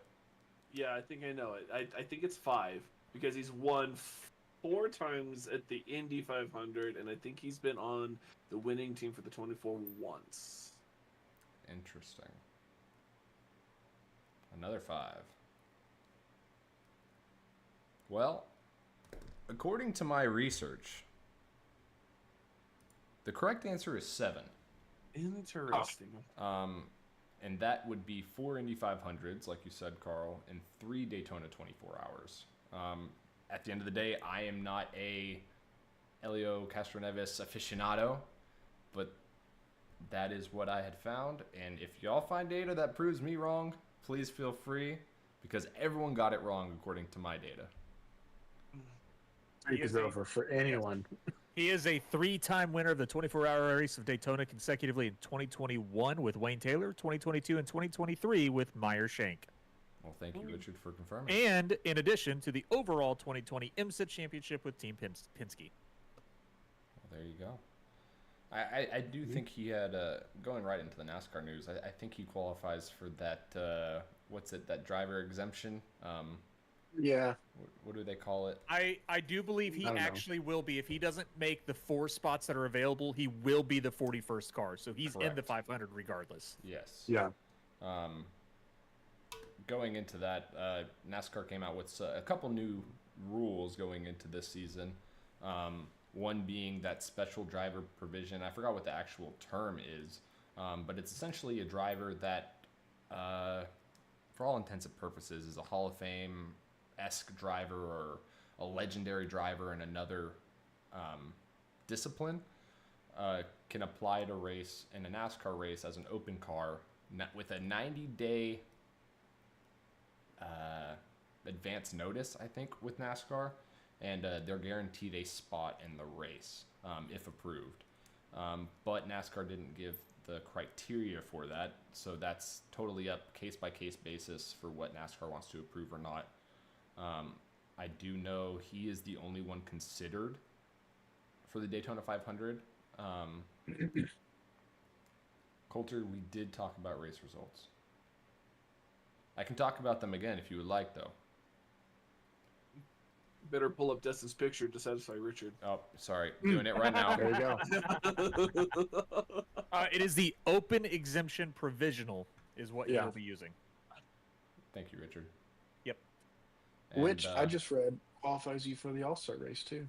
Yes, it does. correct. But, caveat, it does not, you cannot be awarded points or money from the race. Yeah, so here it is. The OEP entry would be eligible for the race win, the trophy, and all-star race eligibility, but would not be eligible for championship points from that event, prize money, or playoff eligibility. There you go. So the teams are you still want to qualify for the race if you can, so you can get that prize money from the race. Otherwise, you're just relying on sponsor money for that open car, which an open car already is hard enough to run and profit on it. So you definitely want to be able to qualify for the Daytona 500. But Helio, I think it's Elio. Elio Castroneves. Elio. Elio Castroneves. Elio. Mr. C is Mr. confirmed C. for the Daytona 500, and we do have some other confirmed open cars. Today, it was actually announced that Jimmy Johnson will be an open car in the Daytona 500 with sponsorship from Carvana for Legacy Motor Club. And alongside, we already talked about Justin Allgaier with JRM will be battling for a spot. You have the 44 of JJ Yaley for NY Racing. Martin Truex in the number 56 with Tricon, which is a Gibbs-backed open entry. Wait, is it number 56? That is what my news, according to Bob Pockris, says. That is that's correct. awesome. There you go. Carl. You have Anthony Alfredo with Beard Motorsports, BJ McLeod in the 78 with Live Fast, and like I said, Jimmy Johnson and Elio Castroneves. It's also expected that the 15 car from Rick Ware will be entered, and the 66 car will also be entered. Drivers have not been confirmed with either of those, or those still haven't even been confirmed to be open cars, but it is expected that they will be announced soon. If all of those go into effect, you have 1, 2, 3, 4, 5, 6, 7, 8, 9 cars battling for 4 spots. I love it. Yeah, that's what we've been Good. wanting. Duels are gonna be The- wild. Dude, what that screams to me, honestly, is the interest in NASCAR racing again. Because I mean, it Totally. looks now it's not obviously not every race this season is going to have that No. many drivers, but regardless, I mean, we are so used to the Daytona 500 having so many drivers trying to make that 43 car field. Now we're at 41. We're back to moving. What in the world? 4D. You just- Hello. You are Yeah, there. you're still here. We got you. Oh, okay. Brendan left. No. Yeah, he left Discord. Brendan DC'd. Okay. Anyways, continuing what I'm saying, we're having flashbacks of Nashville with Brendan Maddox right now. He's having some. I'm not. He's back. He's back from Nashville. No, it's awesome to see we're back to the 41 car option now. That's still too less than what we're so used to the 43 that I miss. I don't know about you guys. I don't know why 43 just feels right. But It does. this many cars that are trying to race into the Daytona 500, NASCAR's not dying. NASCAR is being revitalized, and that's what it's starting to look like. It's turning a corner for sure. Dakota, I don't think the championship provisional is still a thing, and I say that just No. because when Jimmy had to race into the Daytona 500, whether it was last year or the year before, I am curious if he ends up qualifying for that exemption. It's an interesting thought because you could argue that Jimmy is also one of those kind of drivers that is He the kinda cream of the should. crop, right? But it's like, well, he was a previous NASCAR driver. It's really going to be interesting to see what happens there. But as of right now, Elio is the only guaranteed in. I want to go over with you guys of who y'all think, based off that current list, is going to make it. Obviously, you have favorites of, I would assume Justin Allgaier is a favorite, and so are Martin Truex, just because Gibbs and Hendrick backing both of those guys. 2 cars will qualify in on speed, and the other 2 cars will get in from the duels. based off those guys, who are your 4 that make it? And whoever wants to take Is there it, any just run order with we're it. going in? No, Okay. just run with it. No, just go ahead and go with it. I need to find the list anyway. I found it. I'm going to say. Go ahead. Go ahead, Brendan. I'll go. You both stopped. I found the list. So I think Allgaier will definitely make it. He's running off a championship win with the Xfinity. I mean, I know JRM is just now touching their toe with a Cup car, but they've had increasing great success with Xfinity and everywhere else they run. And Allgaier is just a phenomenal driver in the first place. I think he's going to be one that can make it. I think Anthony Alfredo has a good chance of making it also with Beard Motorsports. He always does pretty decent in the racing there. Man, it's up in the air for everything else. I mean, Castroneves is definitely going to make it no matter what. But do you think he's going to make one of those final 4, like those top 4? That's a very good question.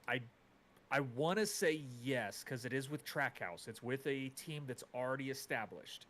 So I think he could. I mean, he's got a phenomenal pedigree behind him of racing. So I think Castroneves could definitely make those 4 available. So I'm going to laugh, though, if it comes down to a Jimmy Johnson and BJ McLeod race again to see who makes it in. But I think Truex could. I think Truex could work with Tricon really well, and I think he could sneak his way in as to one of those 4. I don't think Yaley's going to do much. Yeah, I think he's the odd man out, definitely there. Carl, Brendan, have you decided on who's going first out of you 2? Rock, paper, scissors, do it. I'll go first.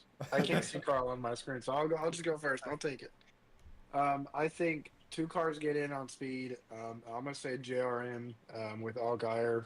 Probably a little bit biased there, but like Richard said, I think they have momentum right now with the championship. Even though it is their first car, their first Cup car, and their first try at it, I think they get in on speed and they qualify in. I want to say I don't want to give Castroneves the qualify in because at the end of the day, I want him to have the provisional. So I want to also favor Martin Truex to qualify in. But if he doesn't qualify in, I think he'll race his way in. Who are the other ones on here? I know we have Jimmy Johnson. You have J.J. Yaley, Anthony Alfredo, B.J. McLeod, and Jimmy Johnson.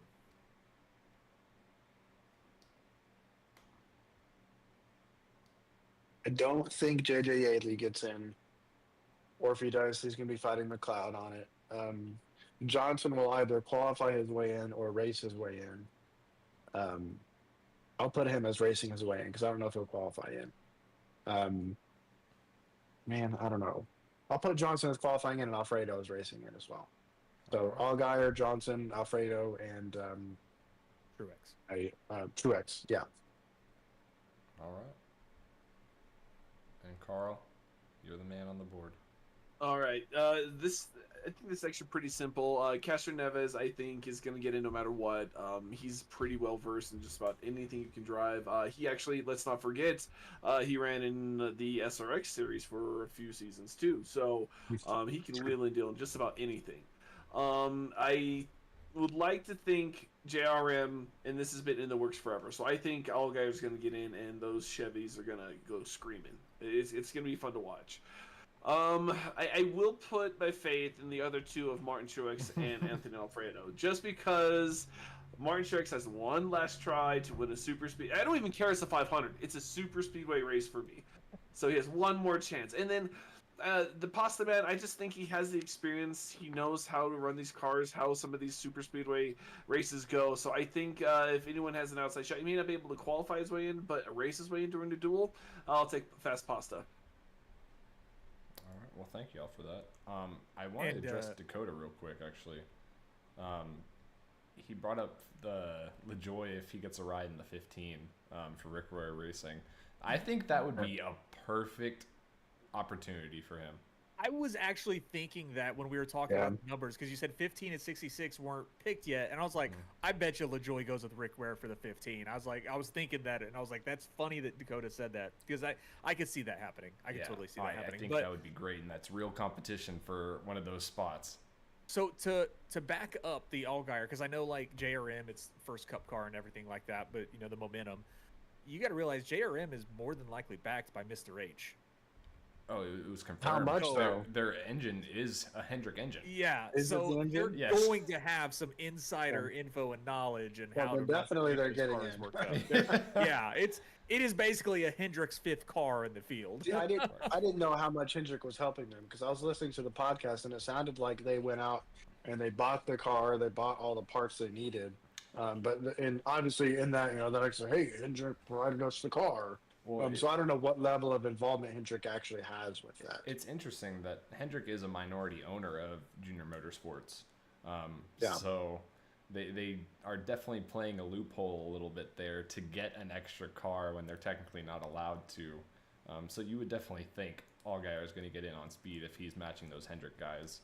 And you would think Castroneves as well, just because it's a Trackhouse car, that it would also have the same similar Chevy power. My concern with Jimmy Johnson and Truex are that they are in Toyotas. And Toyota, historically, at least recently in the next gen era, has not been fast on its own at super speedways. They're really especially in the duels. It's going to be interesting, but we definitely have excitement at least going into the duels, those are Thursday night or Wednesday night before the 500. I think they're Thursday. Okay. Let me check. Wednesday qualifying, Thursday duels. And I know they're actually having a practice before qualifying this season.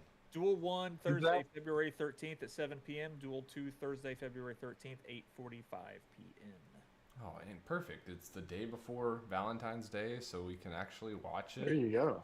Yo, we can literally talk about it on the podcast. Oh, we can watch it on the podcast. Or just watch it on the podcast. Yeah. Well, hold on. Watch party. No, don't do that. That could be issues. We won't stream radio broadcast. We won't stream it. It's just live reaction. Okay, yeah, we can watch and have live reaction. Correct. That's true. There you go. There you go.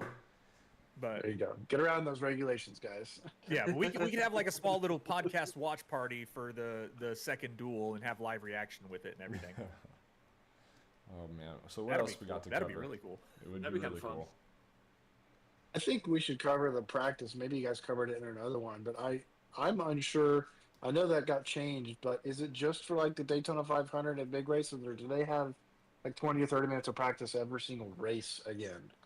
From my understanding, there's supposed to just be more practice in general. I don't think there necessarily is a guaranteed practice each race, but I think a step in the right direction is at least Daytona having a practice before qualifying. Absolutely. Because it's kind of been a joke these past couple of years watching them go straight into qualifying, and some of these guys' cars are not obviously set up correctly, whether it's their suspension is wrong or they just don't fire, or it's kind of sad. But that's our biggest stage. I do have some of the new rules that they just pulled up, so we can talk about some of that. Please read us off the new DVP rule, or actually, sorry, the removal of the DVP. Oh, okay. I was actually going to go with something else decision. real fast that I think is really cool. Yeah. But we can read the DVP first. All right, so NASCAR officials updated the Damaged Vehicle Policy, or the DVP, for the Cup Series starting the season, adjusting rule that damaged cars that are either driven or towed to the garage will be out of the race. That is the old rule. The new rule, so officials will continue to maintain a 7-minute time limit, 8 minutes for Atlanta Motor Speedway events, for repairs to be made on pit road. So, for repairs to be made on pit road, they still have the 7-minute window. After the 7-minute window, the car must be took back to the garage to continue repairs. Cars will be allowed to return to the track regardless of time. So you're no longer out of the race if the repairs take too long. You can repair the car and get back out on track as long as you can keep pace. So teams will be but teams will be penalized if a car leaves its pit box to rejoin the race and the DVP clock expires before it reaches pit exit. So if they're repairing their car on pit road, if the DVP clock expires before they exit the pits from pit road itself, then they will be penalized. So if they did not, so they have to get out of pits by the 7-minute mark, or they get penalized if the car never went behind the wall. That's a very interesting caveat there. Why not just go behind the wall? But any vehicle unable to be driven to any vehicle unable to be driven to pit road because of crash damage or flat tires will be towed directly to the garage. Yep. So if you cannot get to pit road under your own power, you are towed directly to the garage. And can't go? Yeah, you can repair.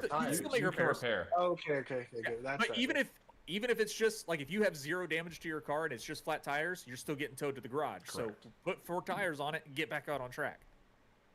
I think this is the best case scenario that NASCAR made with all the controversy last year. We had Josh Berry at Michigan, I think it was, when he had the flat tires and then was told he's out of the race. And it's like, come on, like for flat tires. But and then what happened at Talladega with them picking and choosing certain cars that can repair and whatnot. I think it's about time that we went back to a more similar way of how it used to be, of you go work on that car and try to get it out there and try to get those spots that you can get to salvage your day.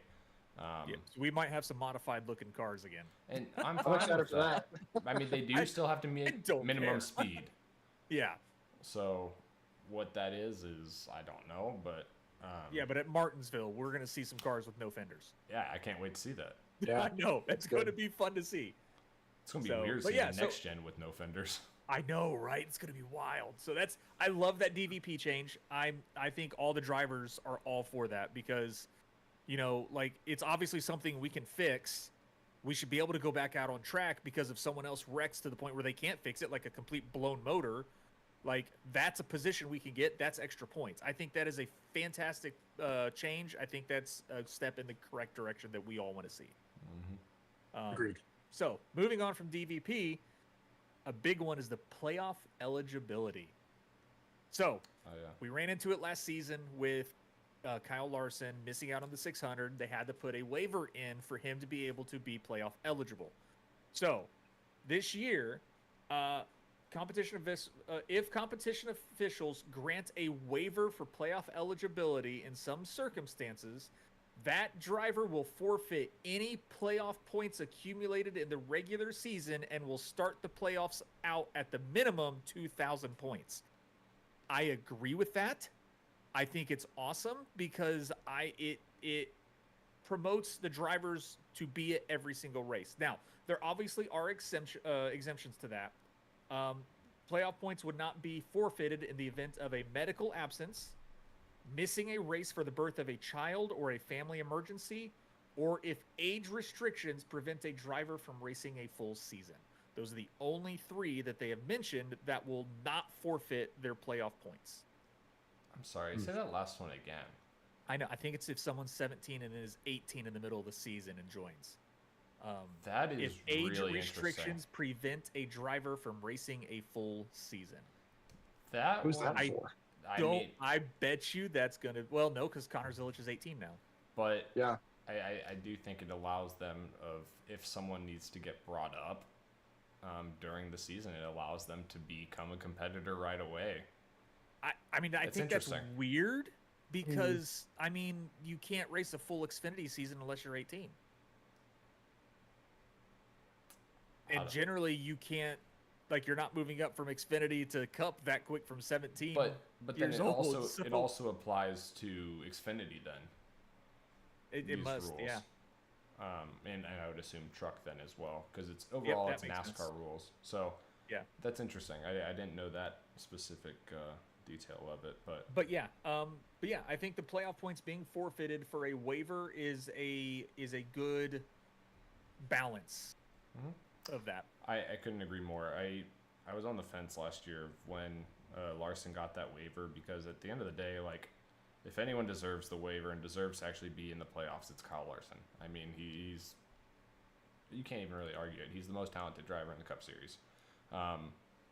it was an unfortunate situation that he got himself into where he missed the race, where he technically didn't qualify for the playoffs anymore, and it felt kind of unfair that he didn't have any repercussions for missing the race. And I think this is a good, fair way to really incentivize, hey, this is your full-time job as a Cup driver. If you want those playoff points, you're going to be at every race.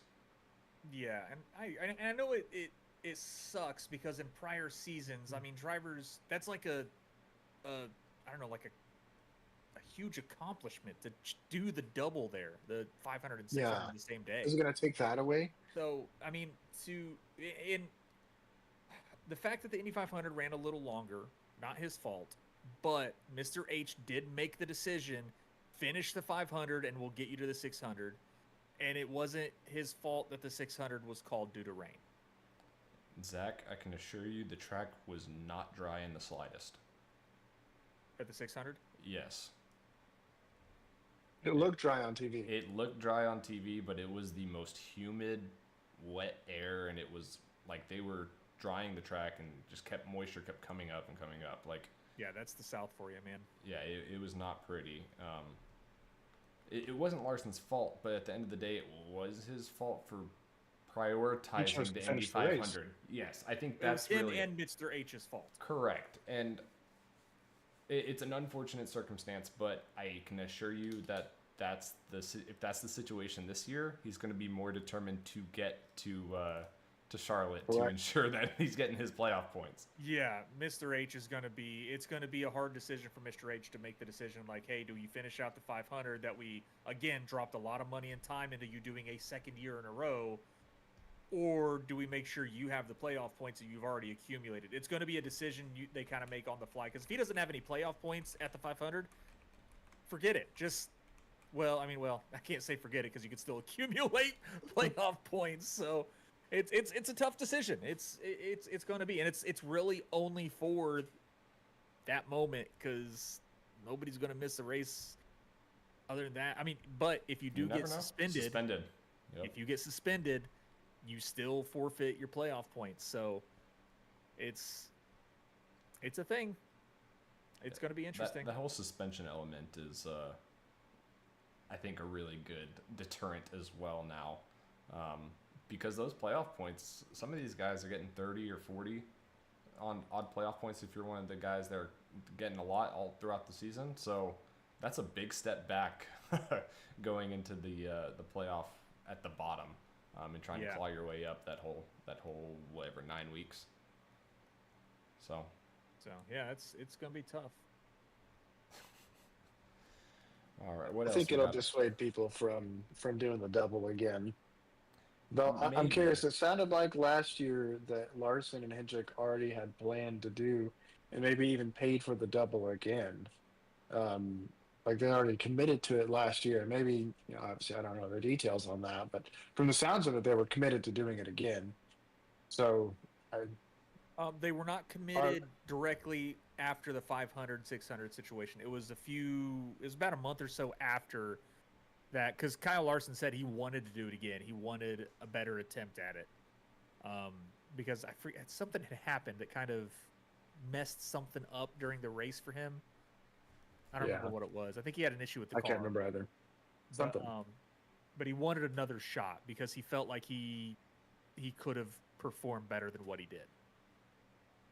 But they are committed right now, then. Oh, he is racing the 500. We'll see how this plays out this year, then. Yeah, exactly. McLaren and Mr. H, they've already teamed up. He is doing the double again this year. That's what I thought. Well, we'll see how it plays out. So, another major rule change. I mean, it's not as big as the other ones, but like the competition officials adjusted the wording for the 100% rule of performance obligations, changing the focus on competitors who artificially alter the finishing positions to competitors who manipulate the outcome of an event. What's he doing? I think that's more geared towards the manufacturers, trying to hold them liable and try to get them out of a tough situation. Yeah, I mean, that's a whole other thing of... I hate that on Super Street. Brad Keselowski last season at Talladega. It's like, because Larson was behind me, he was a Chevy, he wasn't pushing me, but... Well, and Daytona with, Parker Retzlaff and... Harrison Burton? Yep. Yeah. So. Well, then I don't want to see teammates shoving each other on super speedways either. I mean, I feel like that's interesting. An interesting view on it. It is interesting. I think your view's an interesting view on that. I mean, it's one of those, you're going to allow teamwork in one way, but no teamwork in the other way. I mean, think of it how do you in define our league. teamwork? Like, you're going to drive a teammate a lot easier and help them more than anyone else. That's naturally. Well, unless you're depending on your team, unless you're Richard. I guess. What did I miss? I was reading the practice information. Nothing, just your teammate style. What? Yes. Block, wreck. Disconnect. Hey, no. That's not how it went down. That is not how it went On the down. ball, huh? Yeah, I don't know. I view it a little bit differently. I think teamwork and what do you even call? I don't think teamwork. You can use that to define the work between manufacturers either, because they're not on the same team. What do you call it? Manufacturer partnership or whatever you want to call it, label it. I think that's different from a team working together versus a manufacturer working together. And like Steven said, if I'm sitting at Talladega and if I'm behind, I don't know, say Dustin or Zach or Mason, I'm not going to hold back and not push them. I'm going to push them because they're my teammates. But I also shouldn't, under that same token, if Steven's in front of me, I shouldn't lay off of him just because he's Steven and he's in a Ford in a different team or a manufacturer. It's like I think you have to separate these two. And I may have just contradicted myself with my point, but I think you separate the two. You can have teamwork without having manufacturer work.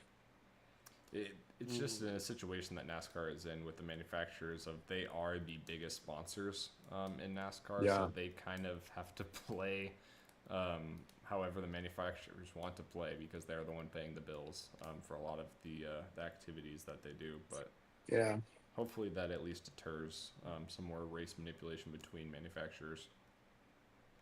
Richard, you said you were reading practice information. Do you have any news for us? I mean, practice, not much has changed with it. I mean, it's 25 minutes now instead of 20. There still is no practice on super speedways except for the Daytona 500, which is going to be a 50-minute practice prior to qualifying. So that is the only super speedway that is going to have practice. That's buns. And I can promise you people will practice very short and very quick at the beginning of that practice session for the 500 to ensure everything's right and then keep that engine as cool as it can be. Oh, yeah. Yeah, there's So, not going to be a lot of track time on that yeah. 50-minute practice session. Definitely don't want to wreck that car either. But, all right, well, what else we got to cover? A lot of NASCAR drivers doing the... The iRacing 24 hour is this weekend. Yep. We are firing up engines tomorrow night, so this is where the sim racer season starts. We had Richard. I think you and I had a pretty decently successful, especially towards the later end of our endurance run last season. So I'd like to keep that momentum. We did. We had. I mean, it was a rocky start because just a rocky start. We had four people that drive against each other week in and week out that teamed up to race together. So me, you, Carl, and then with Next Level Motorsports, we had Gavin Rogers and Adam Buzzio. We did a couple of 24-hour races. And then Carl and I did a couple of the other endurance races that only really required two drivers, that of Watkins Glen, Indianapolis. And then we capped off the endurance season with the overall win at the Petit Le Mans Road Atlanta. So, this weekend, our team is starting tomorrow at 5 p.m. I'll be kicking us off 5 p.m. Eastern for the Daytona 24-hour race. So it kind of gives us an opportunity if something does happen, and we feel like we need to restart, we can restart again on Saturday morning. PC crashes, who knows? So, I thought my team was starting Saturday morning. That's what Nick said. So, Steven sadly has a birthday this weekend that he has to prioritize over Not spilling sadly. another Diet Coke on his computer. Yeah. Oh, man. I don't want to relive that trauma ever again. Maybe that's just God saying that I don't need to be running endurance races. Boo. But on to the sports car stuff, not iRacing, but a couple of NASCAR drivers are racing the Rolex this weekend, or not this weekend, next weekend at Daytona. Parker Klingerman is going to be racing with a team in a Lamborghini. I can't remember what team it's going to be, but Big Machine Racing helped him get into that seat, so that's exciting. And then you have Trackhouse Racing teamed up with TF Sport for a Corvette GT3 with WeatherTech also came on board. By the way, that scheme is sick. And you have SVG, Connor Zillich, and I can't remember the other two drivers. They're going to win. Oh, man. Yeah, you would think just them two. They're fine. Yeah, just them two alone, yeah. man. But I think they have the best shot at winning the GT3 overall. So we have a lot of really awesome drivers taking some great seats into the Rolex next week at Daytona to kick off the racing season. The Roar is this weekend. If you guys want to see the GT4s and the TCRs, the Roar 2.4 hours is this weekend. So racing season starts. We're here, guys. Thank goodness. Yeah. And on the drivers topic of all the NASCAR charters, all do have a driver for this coming season as well now officially. Yeah. With Cody Ware being Full-time. announced. Yes, all full-time charter drivers are taken. And no Corey LaJoy. Oh shucks. Don't worry. No pancake flips at Pocono. Michigan. Michigan. Oh yeah. Get it right.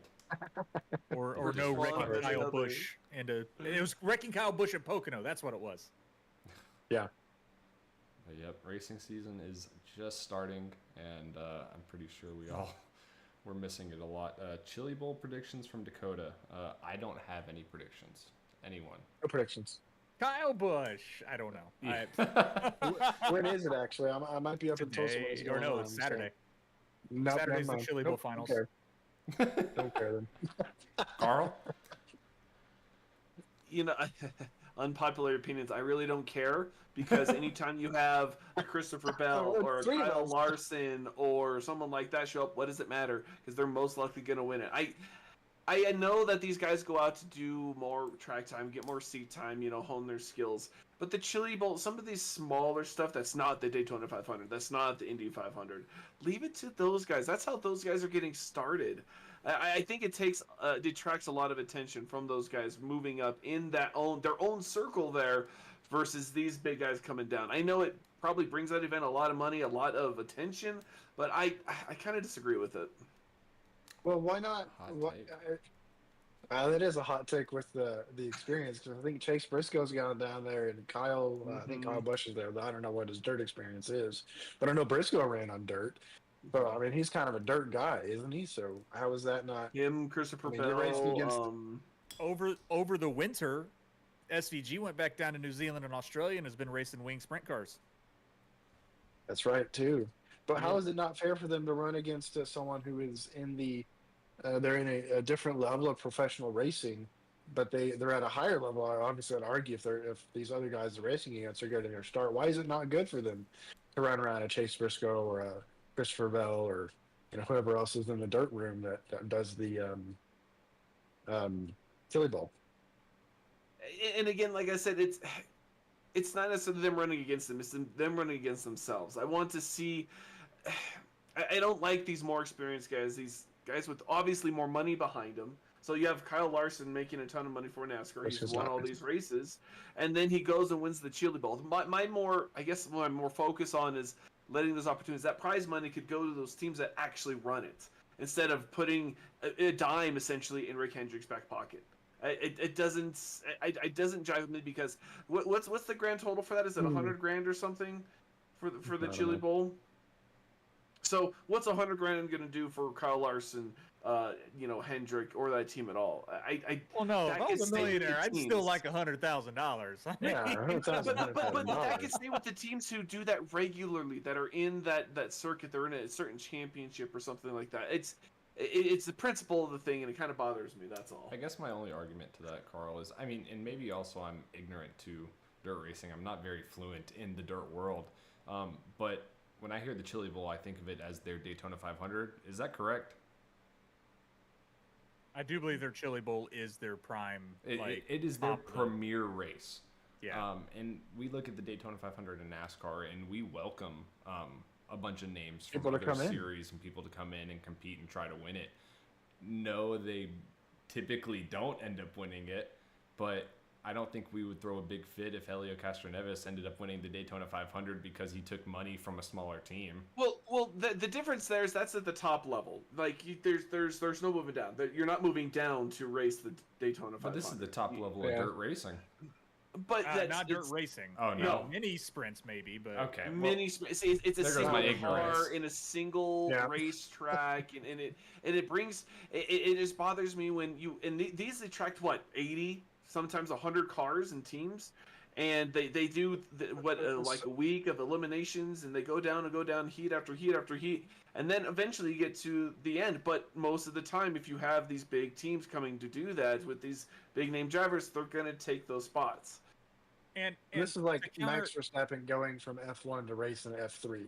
And to counter your argument, Steven, the difference is, I mean, look at NASCAR. It is the premier stock car racing in America. Like, it is the top to be at. You have 47 cars that are going to try and qualify and race the race at the Daytona 500 next month. Yep. And that's drivers that have the money already. Like, that's not just a Joe Schmo who went out and bought a car and is trying to set up and get his career started at the Chili Bowl. I just Googled it now. This year, there are 371 drivers that have signed up for the Chili Bowl.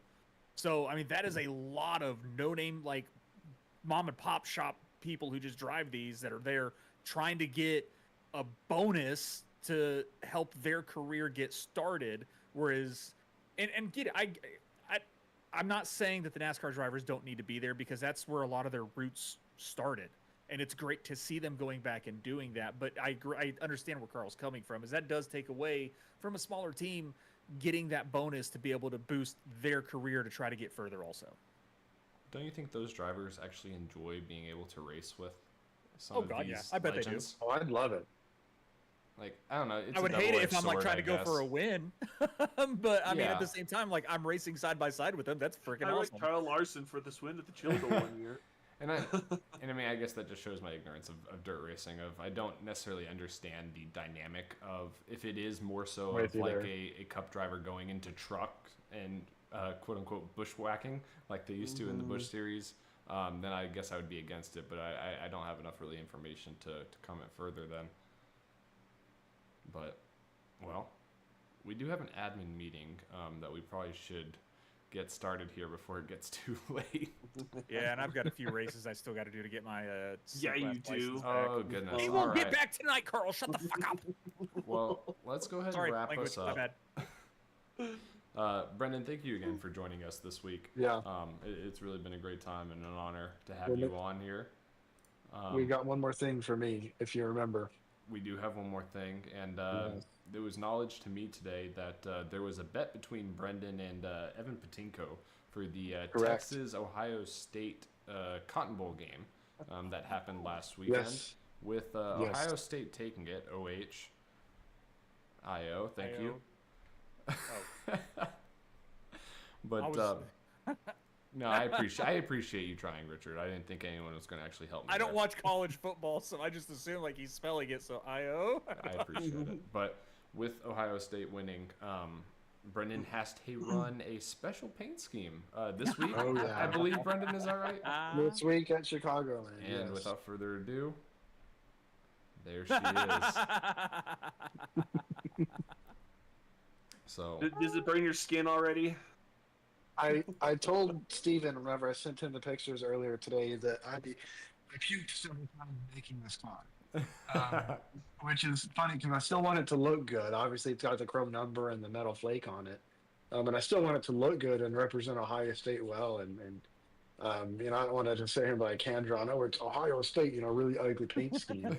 But I would have found so much more joy if Texas won and had to make Evan drive a Texas car. This one is like, well, it disgusts me having to drive it, especially with the wounds so fresh.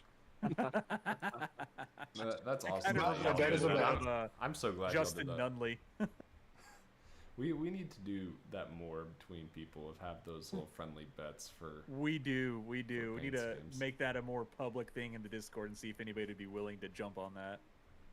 That's awesome. I I'm can't all wait to for see it. that thing on track, because honestly, you did a really good job with that, and I think that screams Ohio State to a T there. So I excited to do. see I that do on got to track. shout out SimRep Market though. I did not have time to do this on my own, so I totally bought a template and just made it. Hey, no shame in doing that. You use the code, right? I did not use the code. No, so there is shame in that. Whatever. I'm trying to help save you guys money, and you guys don't use it. Listen, it was on the business account. I don't really care. I'm just gonna write it off Tax write-off. anyway. Yeah. It's no big deal. Money laundering. All right. Yep. I want to give a quick shout out to obviously all of our sponsors of the BRB Racing League and the Butt Kicker Cup Series, keeping us running. Obviously, Butt Kicker, Sundance Pizza, Ideally, Sundance Trucks, RevSimShop.com, Maddox Graphics, and Richard. What is that about Advanced GG? Advanced GG Wolf X Live 10 for 10% 10% off normally, 20% off this weekend. Go get stocked up on some awesome tasting mixed drinky drinks. That give you less heartburn than focus drinks, Celsius. hydration drinks. Convert yourself from Celsius to Advanced GG is all I've heard today. Hey, I am drinking strawberry watermelon hydration formula, and it is delicious. I'm super pumped about the focus. And look I at got. his skin. It is hydrated. He is He is radiant. glowing. And Carl has been That's called super oily focused face. all podcast. Carl He is focused. I actually haven't had any tonight. I'm trying to cleanse for tomorrow night because my stint's gonna be a little later, so I'm trying to stay focused without using the focus. So Good call. gonna on hope that. and try to get some good sleep tonight. That's fine. Adam's gonna have a Advanced GG IV sitting next to him. Ooh. Just don't spill Give it him on your that bubble PC. guts again. No, he's gotta watch out for the bubble guts, is what he said. Oh, interesting. Oh, well, that's So when I did the double dose, He it doesn't did give me think a little bit, but I don't think it was the Interesting. advanced. I think it was the Salisbury steak he had that night. That would make sense more so. Interesting. Okay, well, With that- thank you all for being here. Thank you all for tuning in. Carl, start us off. buckle it up. Buckle it up, Buckle it up. Or you'll die. Thank y'all. We'll catch y'all next week, next Tuesday at Chicagoland for the K1 Speed 250, and then next Thursday on the podcast. See y'all then. Look out for announcements for upcoming rule changes. Peace. Peace.